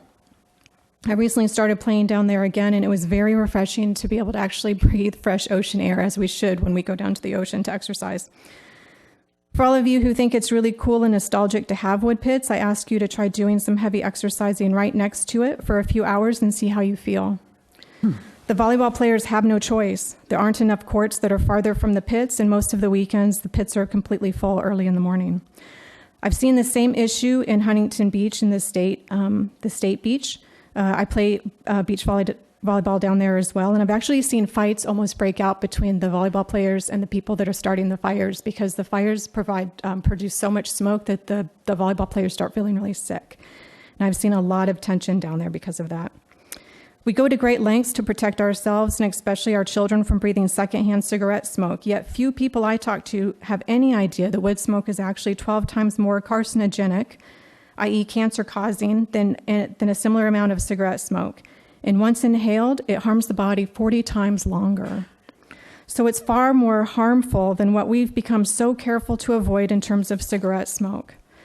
Whoever designed volleyball courts and biking and running paths in homes next to the fire pits were obviously completely unaware of how toxic the smoke is to breathe, which I'm sure many years ago they really didn't know, similar to the lack of education around secondhand cigarette smoke. But today you all know this. You're more educated and you know the dangers, and therefore you have a responsibility to protect the public's health, especially in terms of children breathing that stuff while they're at the beach or living near the beach.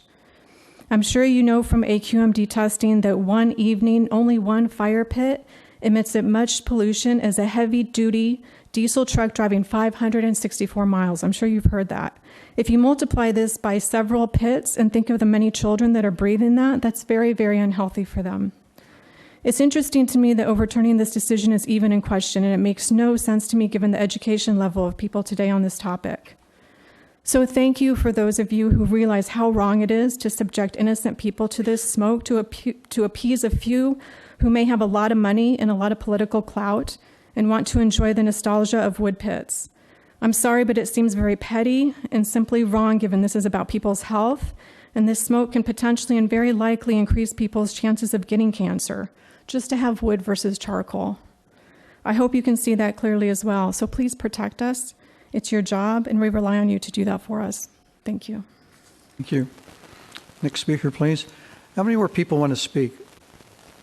You can come down to the front here. We can queue you up to the other podium more quickly.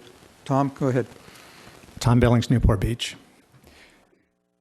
Well, what's petty is we've heard from a few elitist Newport homeowners, but we know that the majority, 92% in terms of the poll that was taken, and the 70-plus years that these fire rings along the coast have been here and enjoyed by thousands, is really the people that we should be hearing from. I go to Cornell Beach 4 to 5 times a week. I swim and I run on the beach. Loved the fire rings when they used to be there. So I support this compromise, Dave and Scott and Kevin and the rest of you. Team Newport, welcome, by the way. I hope you, Team Newport, coalesce on this, all 4 of you. It's great to have you here. Unfortunately, this AQMD rule, which predecessed you being here, was a political maneuver, as I think it was Scott or Kevin pointed out, that a couple city council members and a few elitist homeowners up in Corona influenced a couple of AQMD members, and it was a very close vote. I think it was 7-6 to go their way. Interesting how Newport was the only city that had that happen. So we have a new day. We have Team Newport here. You guys are 4 members, and I hope you follow through. Diane, you said in your campaign that you're going to listen to the residents. So please, I hope you do. On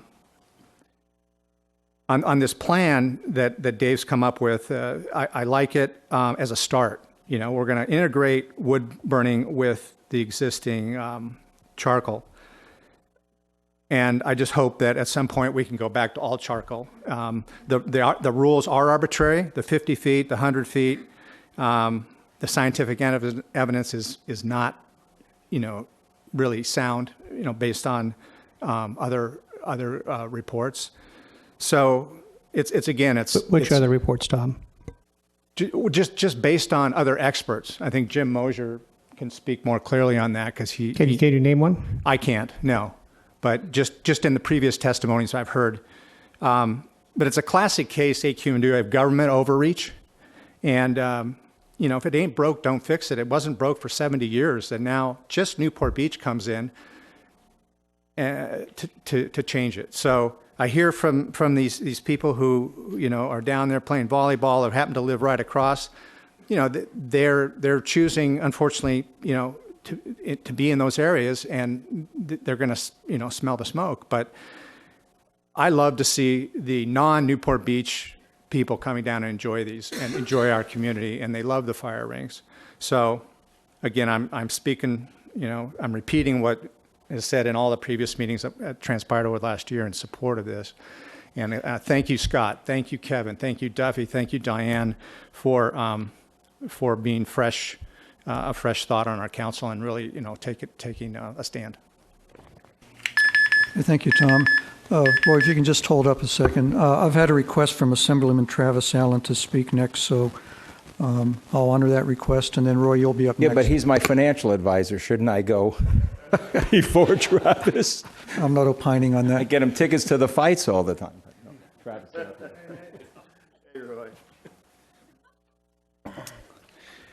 Good evening.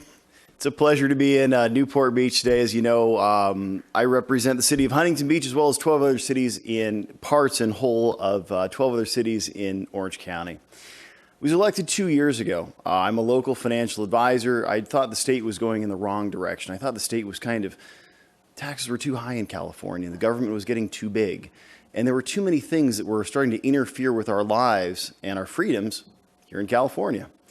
So I'd been in office for about a month or so, and then I noticed that the story came through my desk that these beach bonfires were under attack. And originally it looked like all the beach bonfires were going to go. And I thought, this is really silly. So I went into action. I passed a resolution. It was ACR 52. The entire California legislature agreed with me that California beach bonfires are something that we all love and value and treasure, and they should remain a part of our landscape. Since then, there's been a lot of chapters in our story, and we come to tonight, and it looks like, again, we might have wood-burning bonfires back here in Newport Beach. So I'm here simply to say thank you very much. I appreciate you taking a look at this. I think this is the will of the people. Being a Californian my entire life and a Southern Californian surfer, I think it's important. So I'll share with you just a few comments. For generations, beach bonfires have provided Californians with safe and inexpensive activities. Some of my very best memories are at the beach with a beach bonfire. They're enjoyed by all Californians. And this is, you know, when I think about beach bonfires, and I've talked a lot about the issue, the biggest thing is that beach bonfires are not simply something for the people that live at the beach. I'm fortunate that I've lived in Huntington Beach for about 20 years. And I'm fortunate that I get to go to the beach and enjoy these. People in Eureka, California, or in maybe the eastern portions of the state, they don't get to come here as often. But that does not diminish their ownership or their ability to enjoy the beach simply because of their geographic distance. And we can't forget about all the tourists that also come to California and enjoy our beach bonfires. They're iconic, they're our history, they're our tradition, and they're one of the great things about Southern California and living down here at the beach. So again, my name's Travis Allen. Just a quick word of support for beach bonfires and wood-burning beach bonfires. Thank you very much. Okay, Roy, you're up. Roy Engelbrecht. 3 years ago next month, as a member of the Park Beach Recreation Commission, we sat in the old City Council chambers and took public comment because the City Council asked us to get the pulse of the community on keeping the fire rings. 1 month later, the council took more public comment. Without a doubt, we should not be here talking about this tonight. Without a doubt, this has been the biggest embarrassment for this city. Without a doubt, the city council that voted 3 years ago in March to remove every fire ring from this community was one of the worst decisions that ever have been made, because they did not take one bit of input and research from the city council. They did not go out and measure the smoke and the impact of the smoke 100 feet away, 200 feet away, 500 feet away. This was not about smoke. This was not about health 3 years ago.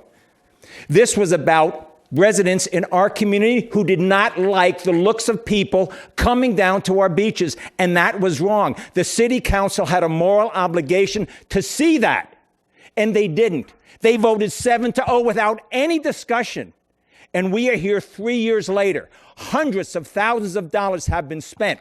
Our city has been embarrassed by other cities who have said, what in the world is Newport Beach doing? This should have thrown every one of the council people out. I'm glad we have 4 legitimate voters who will listen to councilmen who will listen to our community. We should not be talking about this today. I'm embarrassed, and I'm glad we're going to have wood burning again on our fire rings. Thank you.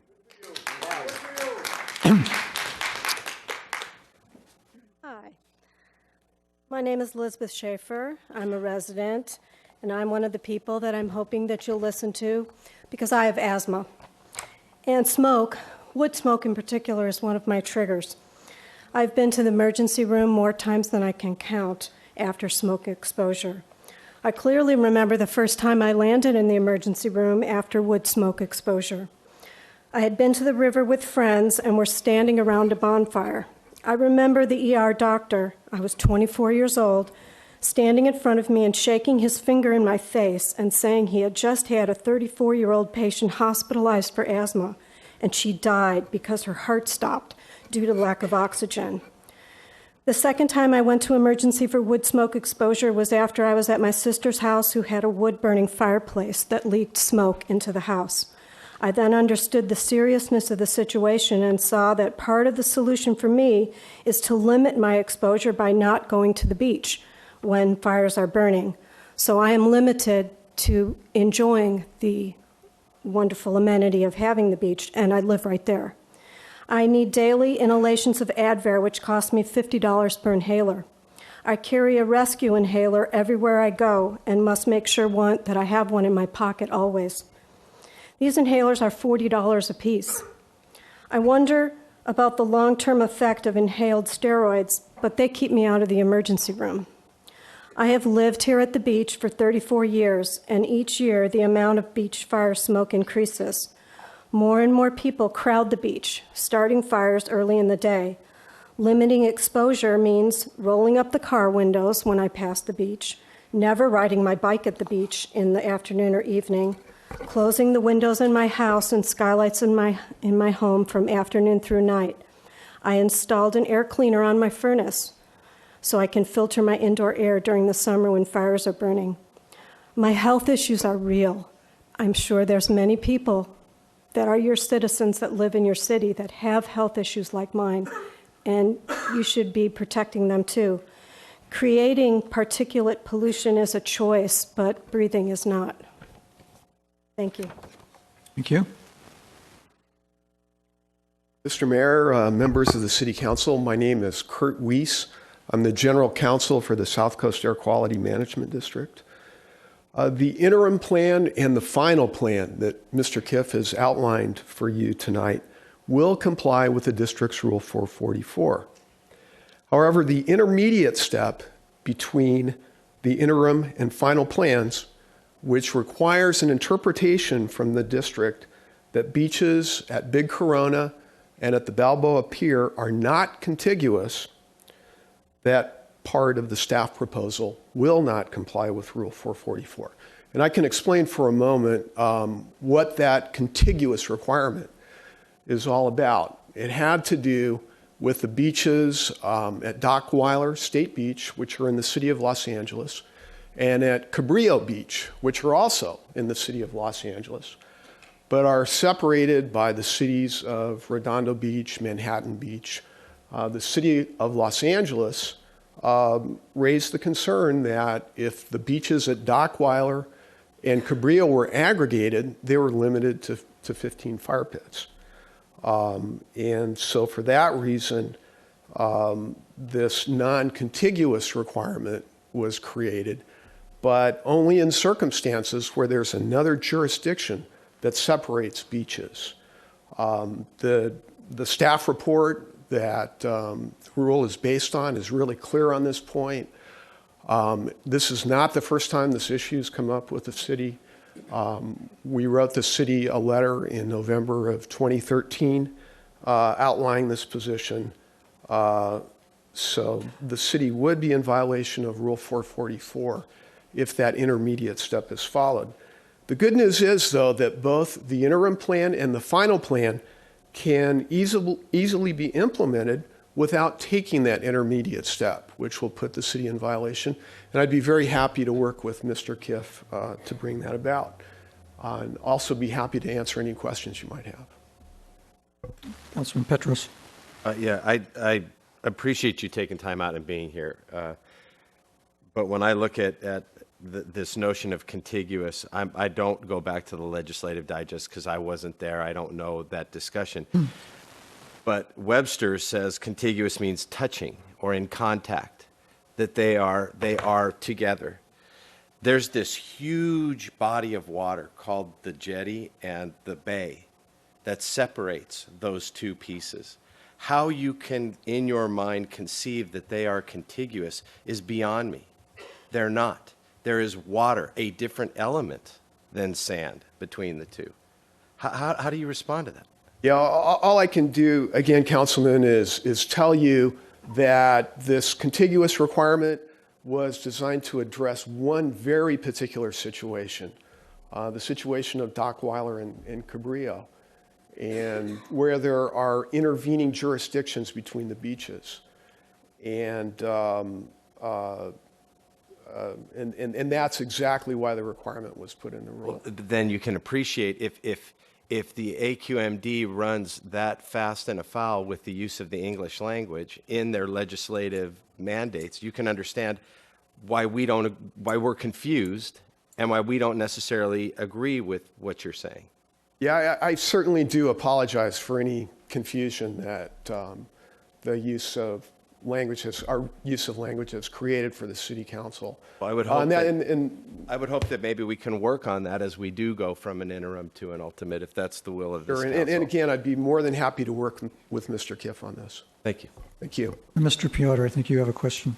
Yeah, Mr. Reese, besides the use of English and the fact that we speak English and evidently AQMD doesn't, does the fact that it's the jetty is under jurisdiction of the federal waterway make it a different jurisdiction and change your mind? It's an interesting point, and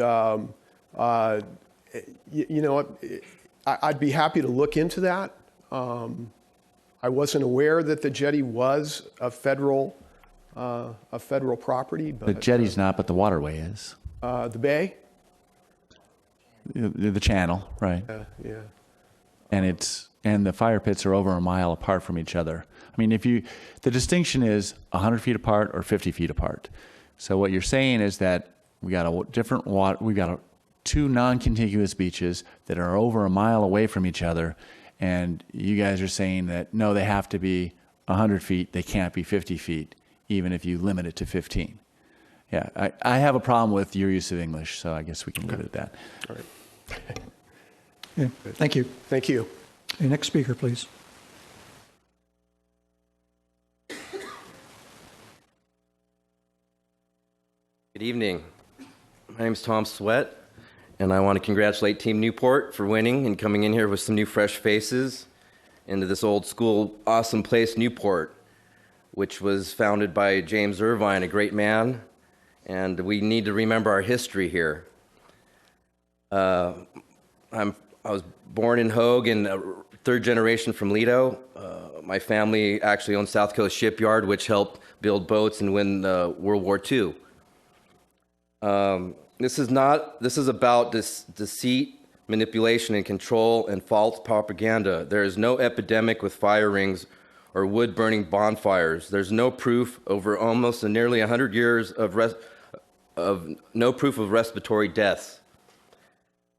Dr. Rita, one of the largest pulmonary and respiratory doctors for children and infants in this county, and Hogue Hospital have never heard of such a thing, and they think this is ridiculous. The bigger problem is mold for the people who live on the beach and have some experience. Even Mr. Petro said last year when they voted on this that there was even a lack of education and enforcement. I have gotten in with a few other friends and volunteers. We have gotten over 5,000 handwritten signatures on a petition to keep the wood-burning fire rings here in Newport, and over 25,000 signatures online. It's about land value and control. Both Pastor Chuck Smith and Joan Irvine think it's the same thing, that this was given to the people, not to the city council.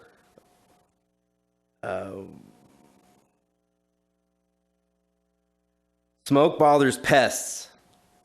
In Africa along the Nile, they build large bonfires to keep pests and bugs off their crops and villages, which happens around the world. My buddy was actually over there fishing and saw this.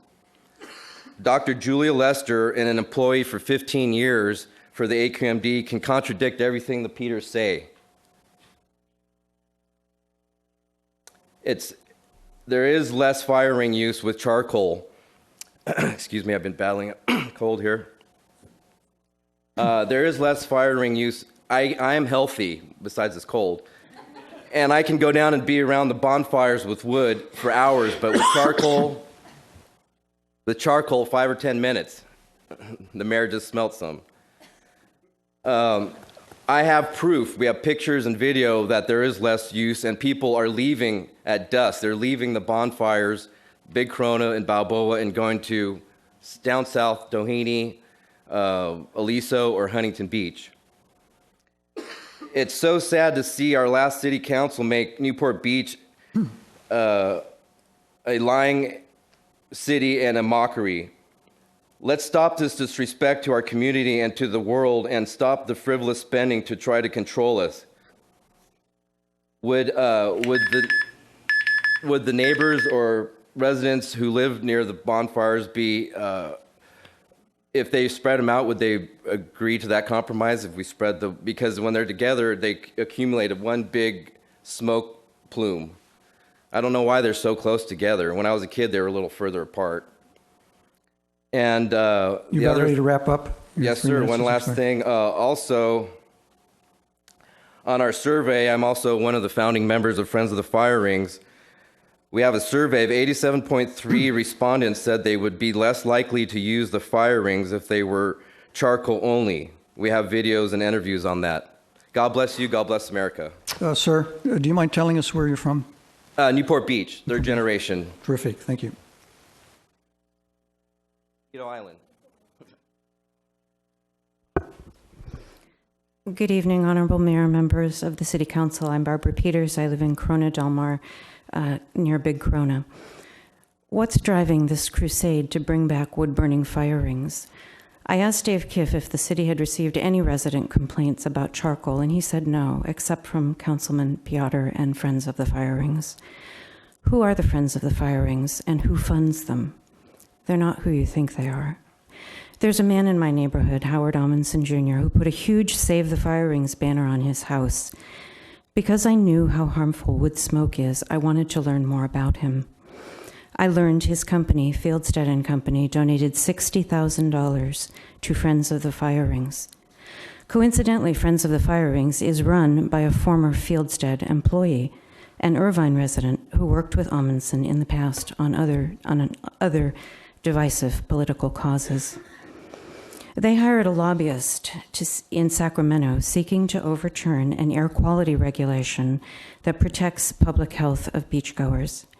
Friends of the Fire Rings created flyers, such as this one, that they handed out by the boxful at Persian New Year. They used former Councilman Dick Nichols' disgraceful quote from over a decade ago to deceive people into believing current city leaders had ulterior motives and were trying to keep people away from the beach. Not exactly your typical grassroots, s'mores-loving widows and orphans. This is all about Amundsen. An issue purely about public health has been turned into a political circus. It has been vetted through extensive public hearings over several years, all the way through the state legislature. A healthy compromise was reached with cleaner burning charcoal. We don't want to bring wood smoke back any more than we should bring cigarette smoking back to restaurants. Let's not let one man have an influence like big tobacco in our city. I ask you to forget your fealty to Fieldstead. Please, let's not return to toxic wood burning. Let's not engage in toxic politics. Please vote no on this. I do have one other thing to add. Karen Trangali, president of Corona Del Mar Residents Association, at the last minute couldn't be here tonight. She did send a letter to all of you. I hope that you've received it. I hope you've had a chance to look at it. She is pointing out that council candidates pledged transparency and that the Residents Association considers this to be a key issue where that's very important. She raises several important questions that the Residents Association Board believes have not yet been asked and answered with regards to this. And I'll just read her closing paragraph here. Therefore, we ask Council set aside the action plan outlined in the staff report and task staff to conduct a thorough community education and outreach effort to determine a course of action that in fact enhances the community's desired quality of life, and then formulate an action plan to implement that directive. Thank you. Thank you. Next speaker, please.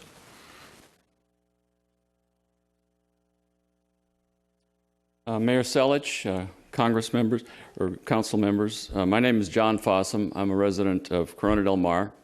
My wife and I have lived there for 28 years, but I grew up in Whittier. And in the 50s, when I was in high school, my friends and I used to drive down Highway 39 to the beach during the summer. During the days, we often went to the Huntington Beach beaches, but in the evenings, when we wanted to have a bonfire, we went to Big Corona. Those were great memories, those times that we spent there. It's a great public beach. I think that this is a great public recreation that we as a city ought to foster and ought to encourage, and I urge your votes to retain the wood-burning fire rings. Thank you. Thank you. Next speaker, please. Hi, my name is Ginger. I am against the new interim plan proposed by Scott Piotte to allow wood-burning fire pits to be reinstated instead of the current clean-burning charcoal material currently allowed in Newport Beach. This new proposal, returning to wood burning in our fire pits, would be a step backwards in the evolution toward cleaner air, allowing every resident equal consideration to a smoke-free environment. Newport Beach has adopted the no-smoke charcoal as a compromise to maintain the fire ring's activity while not exposing residents to potential carcinogens. There is concrete scientific evidence connecting chemicals emitted from wood smoke to cancer in humans. Thousands of residents were being exposed to daily constant chemicals from the unmonitored burning of scrap wood and other unknown products. The smoke from these products was filling up the air in the houses, contributing to many health problems. Agencies in charge of public health, such as the AQMD and the Newport Beach City Council, know it is a liability to the city and irresponsible to knowingly expose their residents to cancer. It is all about the smoke, and wood produces smoke. The current compromise to charcoal fuel has been a perfect balance by keeping the fire pit activity without decreasing the number of pits, but lessening the smoke exposure. In the last 9 months, the air in front of the Balboa Peninsula Park has dramatically improved. All the residents are breathing better and can now leave their windows open. My chronic cough is better, and I can't imagine going back to the heavy feeling in my lungs again. There is no smoking allowed on the beach, but this new proposal would allow 13 wood-burning fire pits to operate all day, every day, producing the smoke of 800 cigarettes per pit, 6 months a year. Well, that doesn't make sense. The AQMD ruling regulating beach bonfires states that the wood-burning bonfires need to be more than 700 feet from residents or be spaced 100 feet apart. The distance of the current fire pits on either side of the Balboa Pier are only 250 to 500 feet from the residences. This new proposal spacing would have to be 100 feet between each fire pit, but this doesn't work in Balboa because there isn't enough beach to accommodate 13 units without moving them far to the east. In the interim proposal, pits would be placed at the waterline and right where there are large sand berms dug to protect water from flooding the lifeguard trailers. In addition, the proposed new layout would obstruct the junior lifeguard program of hundreds of children using the beach in front of the pits for lifeguard certification. I own an apartment right in front of the Balboa Peninsula Pier. I am against returning to wood-burning materials in the fire pit because the smoke on the beach, because you can't smoke on the beach, and I don't understand why you can smoke, why there could be pits right there. Ginger, could you give us your last name and where you're from? I don't want to. The other people are abusive, and they track you down. No, thank you. Okay, thank you. Next speaker, please.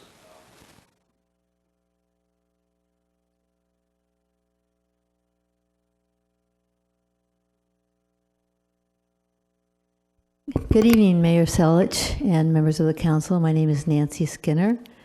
I am like a lot of other people here. I grew up in Southern California. I lived in Pasadena. We'd come down and go to Big Corona and enjoy those fire rings a lot.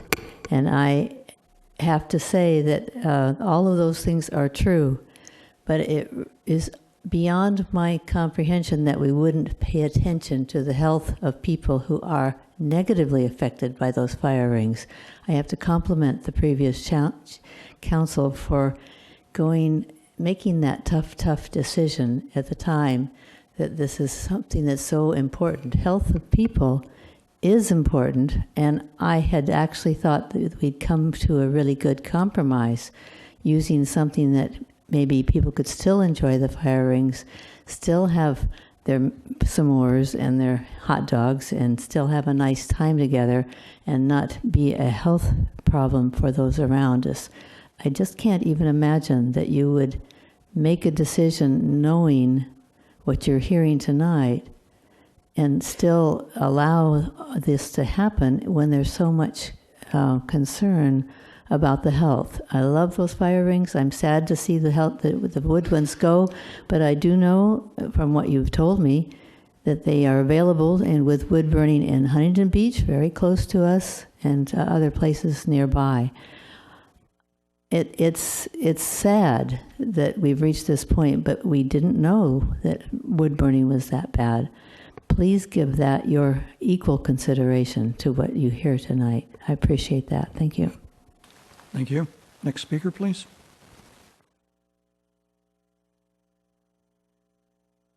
Good evening. My name is Ed O'Neill, and I'm a longtime resident of Newport Beach, down by the Balboa Pier. And I just wanted to voice my vote against the fire pits. This has been a great year, a great summer with the coal burning, and a lot of my health issues have dissipated. My wife has asthma. That's been considerably better. And I think that we should leave things the way they are. I'm not against fire pits. I'm not against fun. But I think that the health concerns of the public come first. Thank you. Thank you. Next speaker, please.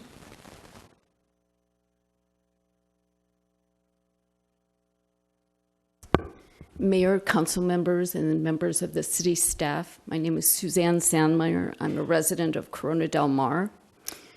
So I have to agree with two things that a previous speaker said. One is that I'm shocked to be here again. And two is that I'm embarrassed that the city is discussing this again. So let me make my position clear. I think that the scientific basis for not having wood-burning fire rings is clear. I regret that Mr. Piotr is so skeptical and cynical about scientific evidence. Scientific evidence was behind our decisions to make smoke-free environments in the airport, on the UCI campus. In fact, I think you can't smoke cigarettes on the Corona Del Mar beach. I could be wrong about that.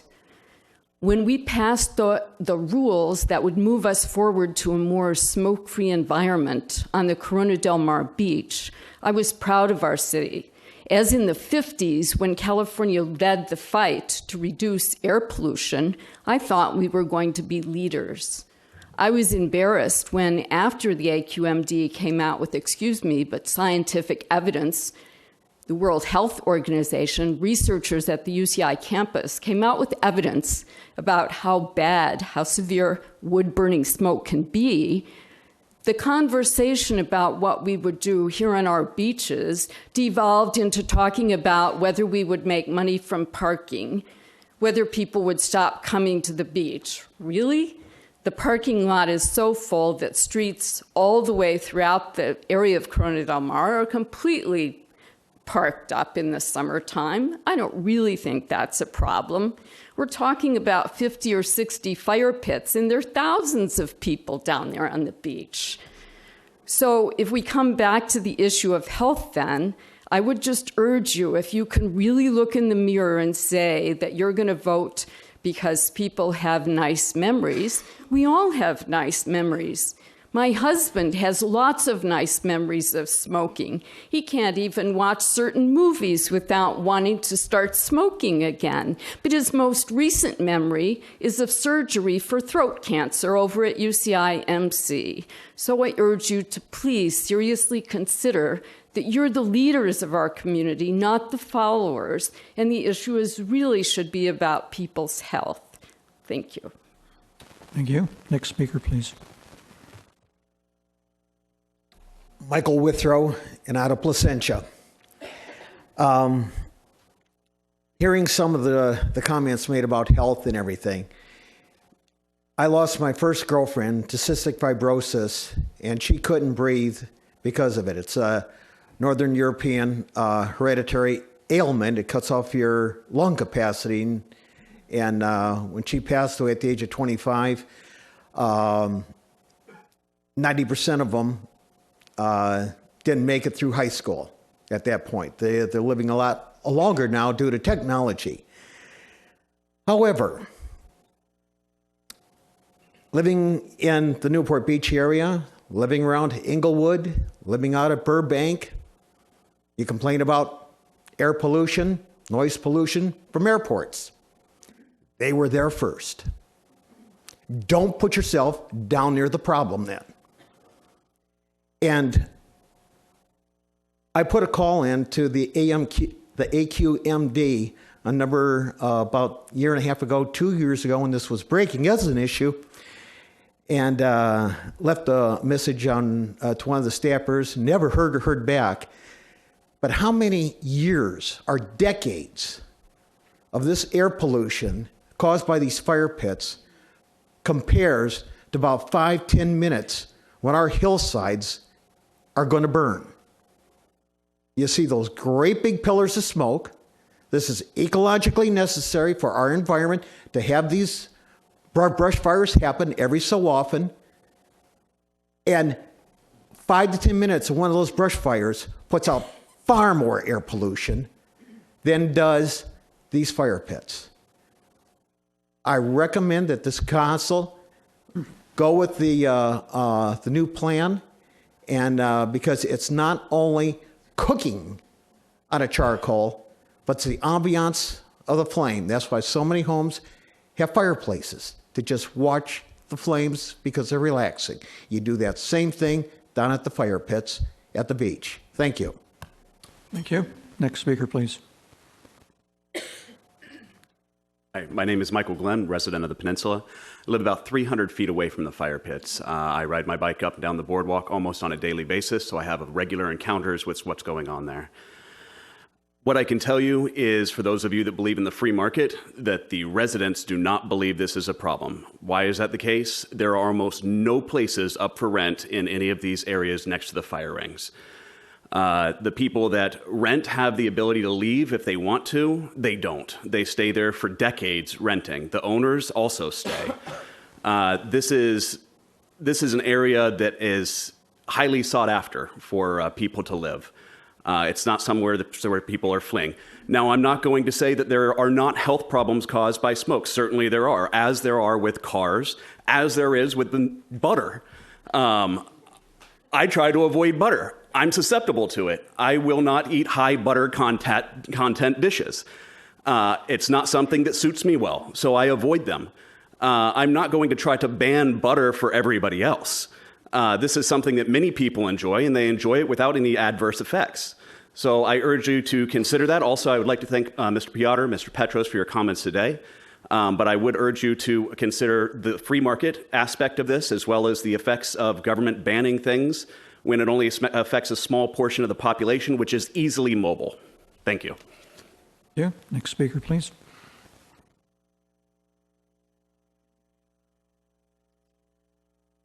Hello, Newport Beach City Council.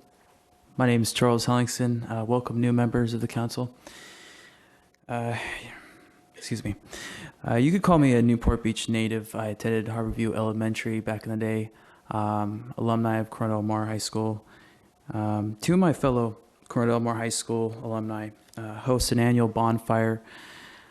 This is our cherished tradition and is a reunion of other alumni from Corona Del Mar High and Newport Harbor High with friends and family as well. In July, we will be marking our 20th annual bonfire in Big Corona. Typically, we will have over 200 people invited. Of those 200, maybe 60, 75 people will show up to our gathering. We'll usually have 25 to 30 people enjoy the bonfires throughout the gathering at a time. This last year's gathering was disappointing. Charcoal does not make a bonfire. Not much warmth, no light. Fumes from charcoal are concerning as well. It's like a barbecue without barbecuing.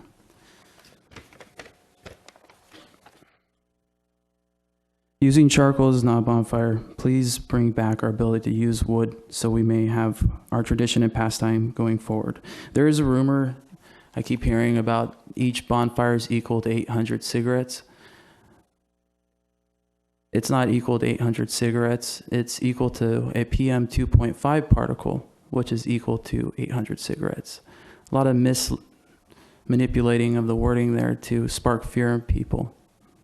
False propaganda. I question the science as well. One of the things I noticed that on the snack shack in Big Corona is where they tested the air quality.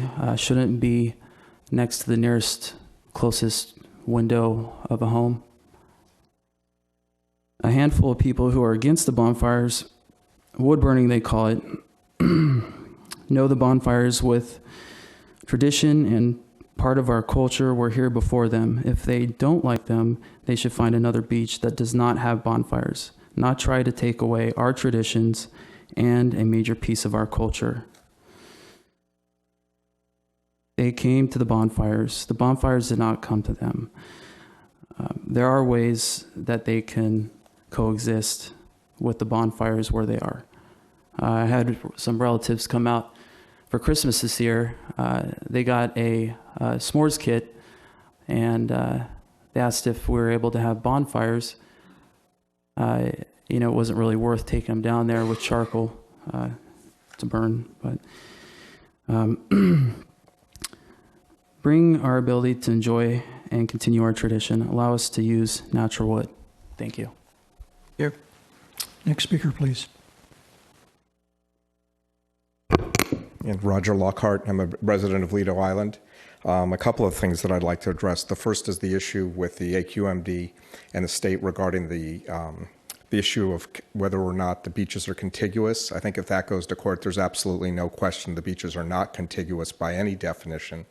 It's cute that they may go back and look at the legislative intent, but the law is the law, and the law is very clear that the beaches need to be contiguous in order for their definition to apply, and they are clearly not contiguous. The second thing is that I just like to note that there's an absence of conversation of the reason that we really go to the bonfires, and that's the social benefit that we get of gathering people together in one spot and spending time together. I have my 14-year-old son here with me tonight, and he went to Harborview, and there were more than a few nights that we got people together who would never otherwise get together, where we got families together and brought them together on the beach for the bonfire. Those bonfires continue as a tradition. I've been to one since with the charcoal. It was a joke. I now understand why I don't burn charcoal in my fireplace, because I like looking at the fire. The fire is the element that attracts us. It's in our wiring, it's in our DNA. It's something that eases us and that we go to look at. I'm not sure how many of you will sit around and look at your barbecues. It just doesn't happen. But we will sit and look at a fire. And the benefit, and it's an off-balance sheet benefit that's hard to measure or to quantify, of getting people to come together in one spot and spend time together is something that goes further and further away in our society. Again, where we are, we get the wind coming across. Ms. Dixon, I believe that your idea may have merit of spreading the pits further apart so that the concentration maybe at the end of the day isn't so great. It'd also make the parking easier, and I'd certainly like to have pits up towards Lido where we don't have to come back down the beach. I have friends who own property on the bay or on the beachfront. They specifically are there because we are able to go to their houses and go out and do the bonfires, and none of them are here tonight objecting to them.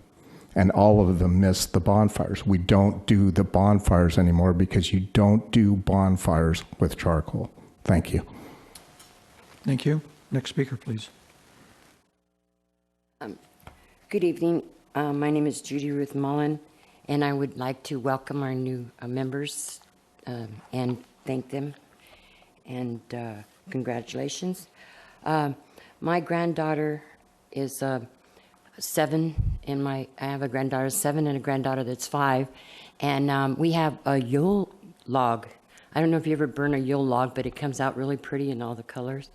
We haven't burnt that log this year because of the actions of the the Newport City to change the bonfires to charcoal. Also, the charcoal flies, ambers seem to fly out of there and turn the sand black and dark.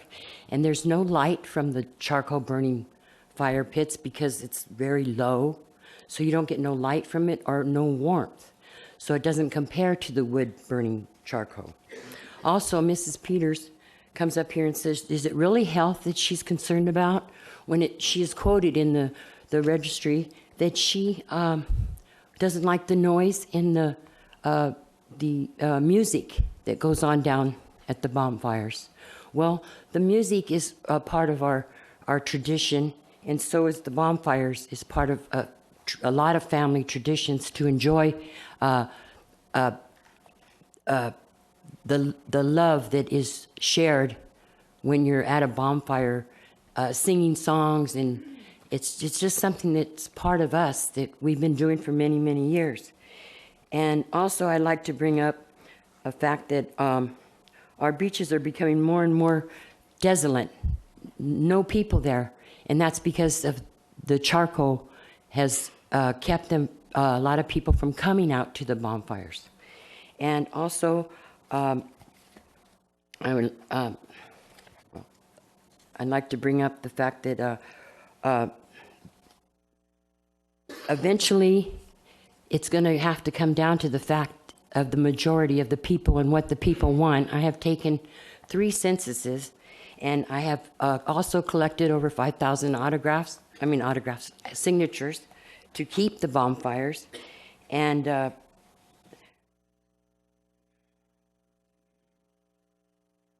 so that we can enjoy what we have always done and what we've always enjoyed at the beach, the warmth and the fires, the warmth that it spreads.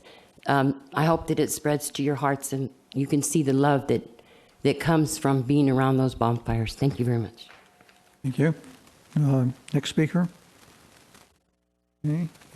Any other speakers? Please come forward.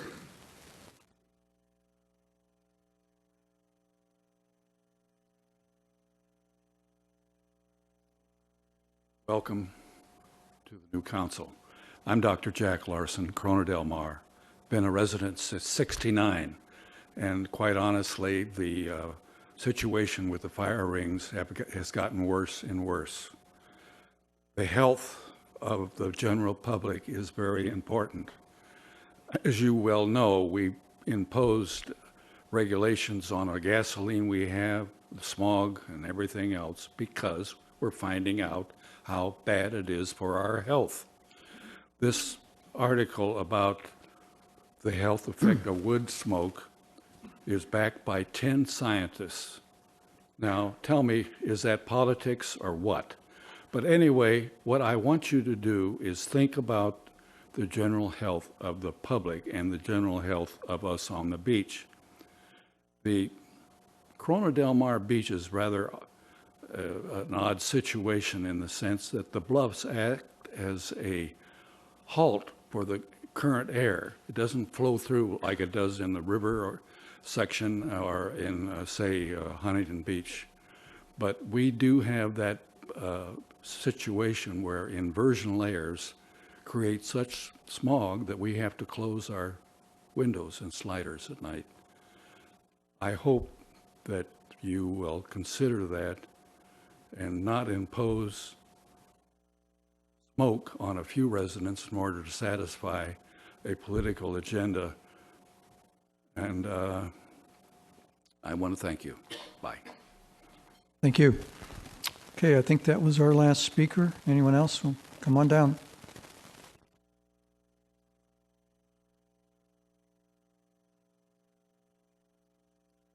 Good evening. My name is Brian Park, and I am a homeowner and a resident on the peninsula. And the part of this report that Mr. Kiff put together that actually struck me was the permanent plan section. I've heard a lot of people tonight say, well, you came to the fire pit, so hey, it's on you. I'm a recent homeowner, and I still pinch myself that I get to live just steps away from where I get to surf, and it's fantastic. In the summertime, in the evenings, my wife and I would do walk down the boardwalk, and when we hit the fire pit zone, the smoke it's thick, it's dense, you get it in your hair almost. And I'm not a doctor, but I don't think it does take a doctor to figure out breathing that stuff probably isn't a good thing. I bought my house several years ago as a first-time home buyer, and like I said, I'm still happy to be part of the community. The one thing I didn't buy into, though, was being next to fire pits. And although I appreciate all these compromise solutions with spreading them up and down the peninsula, I personally didn't buy next to a fire pit. When you buy on the peninsula, you kind of know what you're getting yourself into. I knew what I was getting myself into, but what I didn't anticipate was coming here today, having to fight having a fire ring or multiple fire rings put just steps away from my home. I just would urge you strongly to either strike out the section of the permanent plan that plans to expand wood-burning fire pits up and down the peninsula, looks like, along Newport Pier, or just to scrap wood burning altogether, because from what I've heard, it seems like it's a health hazard.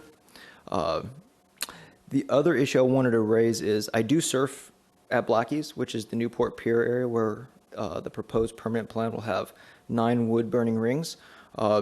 We see high tides come up there all the time, and they'll come up pretty high, and I can imagine the waters hitting the pits and bringing soot and muck into the waters. For people who use that beach regularly, you can imagine swimming in that or surfing in that. Doesn't sound like a very pleasant, clean, or desirable thing. So again, the health aspects, property value aspects, local residents, just general quality of life aspects, as well as keeping the beach clean. Feel like as residents and members of the community, that's you buy into the community here, and that's one of your charters is to keep the beach clean. And it seems like this just simply expands the dirtiness of fire rings. So I urge you to please strike the whole proposal down. Thank you. Thank you.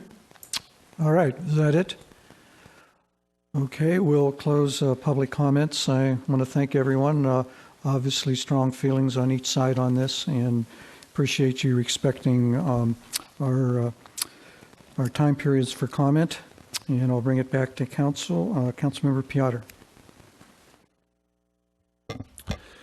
Thank you, Mayor Selich.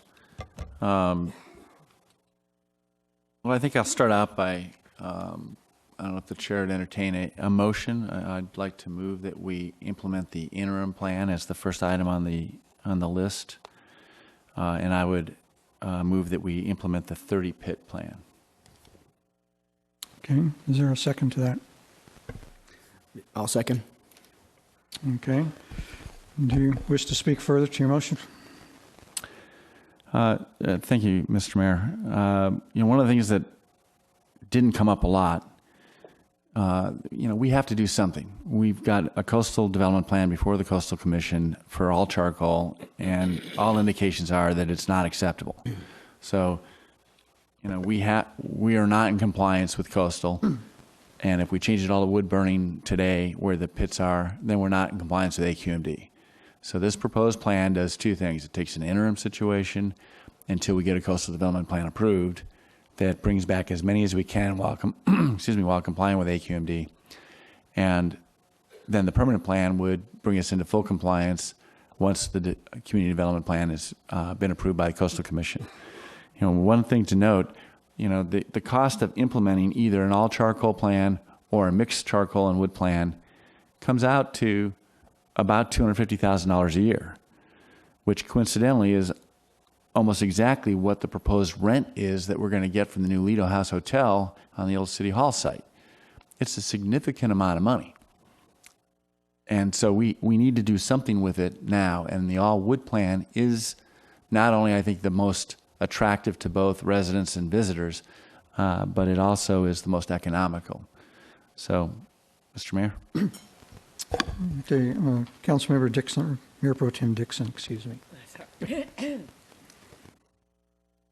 Mr. Kipp, could you clarify again, as my earlier question, can we consider a maximum distance between the 60 fire rings, or 15 or 30, but can we spread them out throughout the extent of our beaches? Yeah, we did have a little bit of time, thanks to Steve, to do some math with using our GIS system.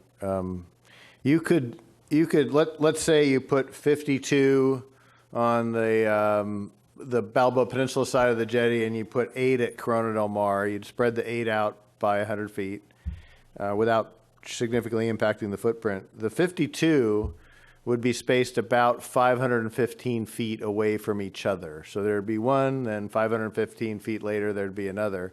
And that would stretch all 52 up to the Santa Ana River. So that's as an example. You could do 60 of them. Obviously, you wouldn't have any at Corona del Mar then. I don't think that's what you wanted to consider. So that brings it down to like 470 feet apart. Okay. But, that's something we could look at, sure.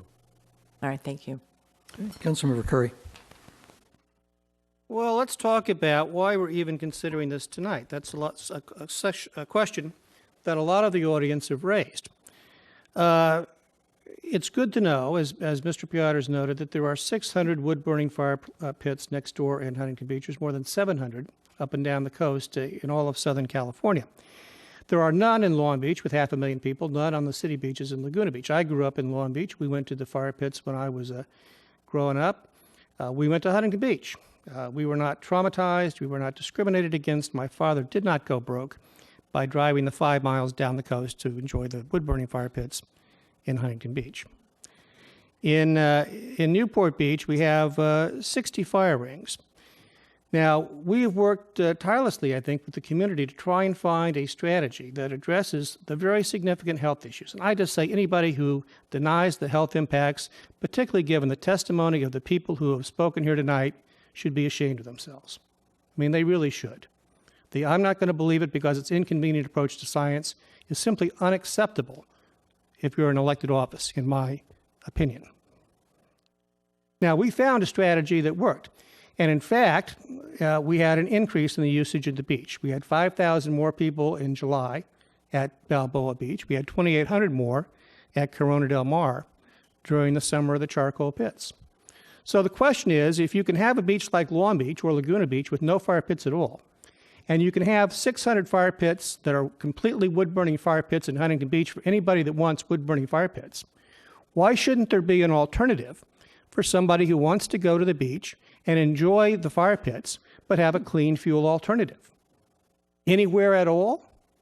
Why not in Newport Beach? It seems to work here. And what strikes me, can you put up the graphic of the final solution for Corona del Mar? What strikes me is that there's no compromise here. We're going to go back to all wood fire pits because that's what we want, because we've got the political will to do it. And Mr. Amundsen's here. He put $60,000 into a campaign with the Friends of the Fireworks, and a lot more than that for other races. It was the whole city. And he put $5,000 into Yes on Why. I found out today too while I was at it. But I mean, this is all a manufactured campaign with paid political people to be here to generate this interest. Otherwise, it wouldn't exist at all. Now, look at this plan here with all of the fire rings down at the beach.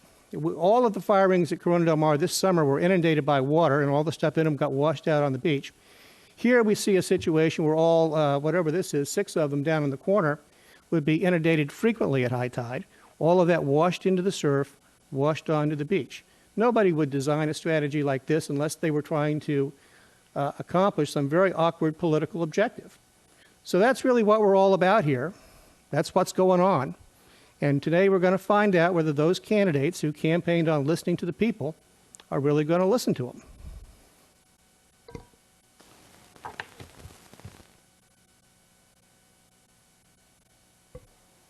Okay, Councilmember Muldoon. Thank you. Mr. Amundsen, you are a good American and a patriot, and I thank you for your contribution.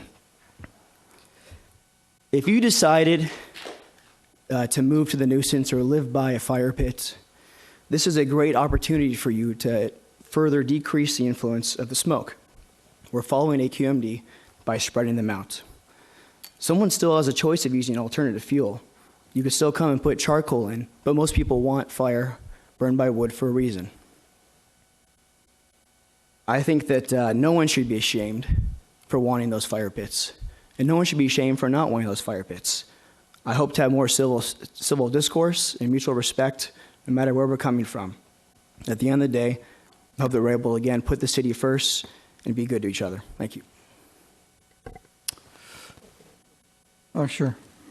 Just one thing I would note. We hear a lot the argument that, well, the fire rings were there and you moved there knowing that you were going to get them. But in fact, what we have a strategy tonight is the fire rings are coming to you. We're moving the fire rings in front of homes where they weren't there before. And that's an entirely different approach to how we've done this before. So you may have been very happy to have one in front of somebody else's house. You may be less happy to have it when it comes in front of your house. Now, for the record, let me say, by the way, on the issue of visitation, we get 100,000 visitors a day to the beach. Roughly 150 to 200 use the fire ring. So any thought that regulating the fire rings keeps people off our beaches is simply, A, very ineffectual, and B, simply not true. The fact of it is that we want the experience at the beach to be something that everybody can enjoy, all 100,000 of them, healthfully and safely. And so we'll see what happens.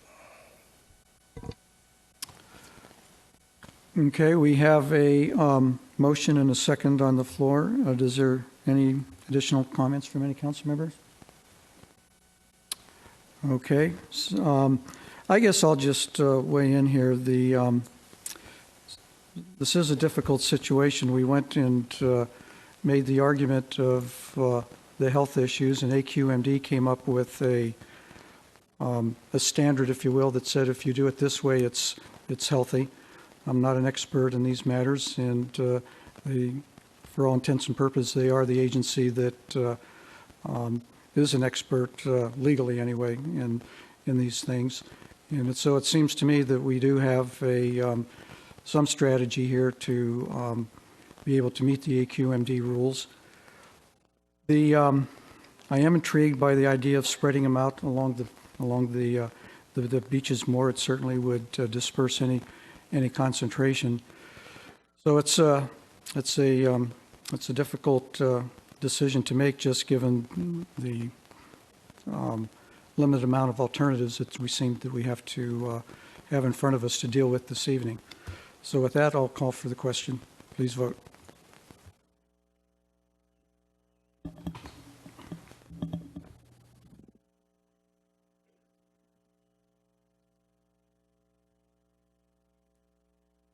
With Councilmember Curry and Mayor Pro Tem Dixon voting no, the motion carries 5-2.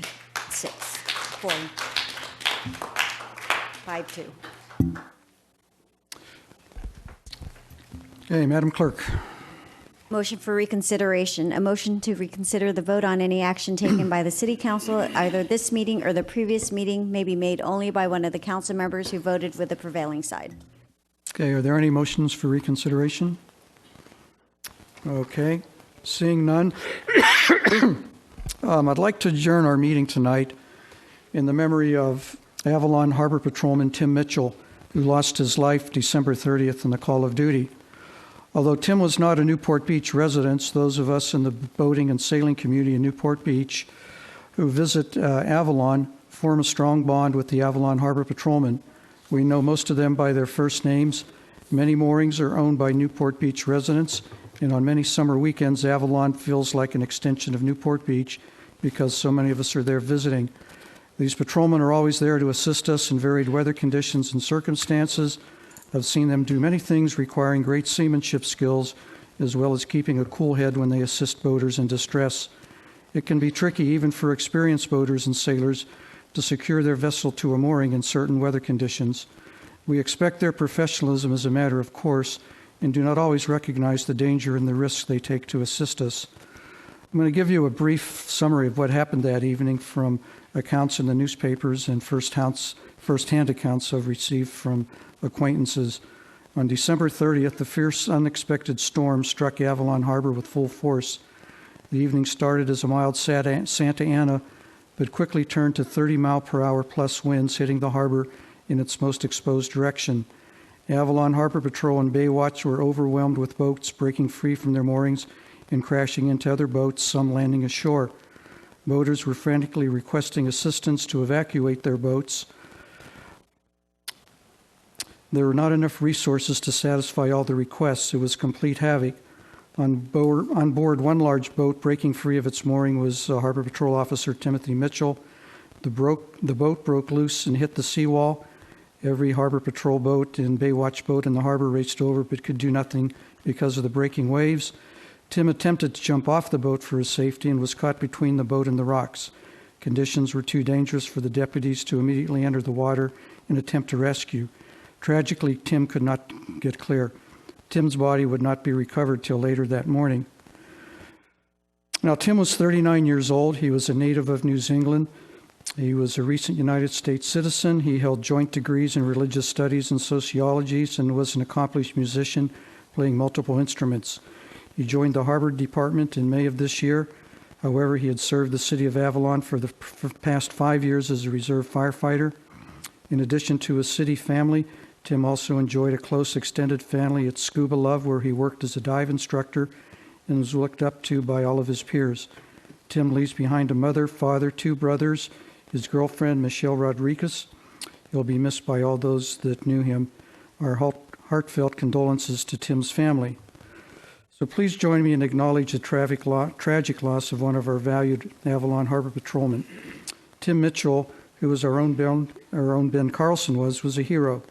And we adjourn our meeting tonight in memory of Tim's ultimate sacrifice in serving the city of Avalon and the boaters and sailors of Newport Beach and all of Southern California. I think a lot of times we're really lulled by the beauty and the tranquility that we see in the sea and the ocean that we enjoy, but we always have to be mindful of the power of the sea. And with that, we're adjourned.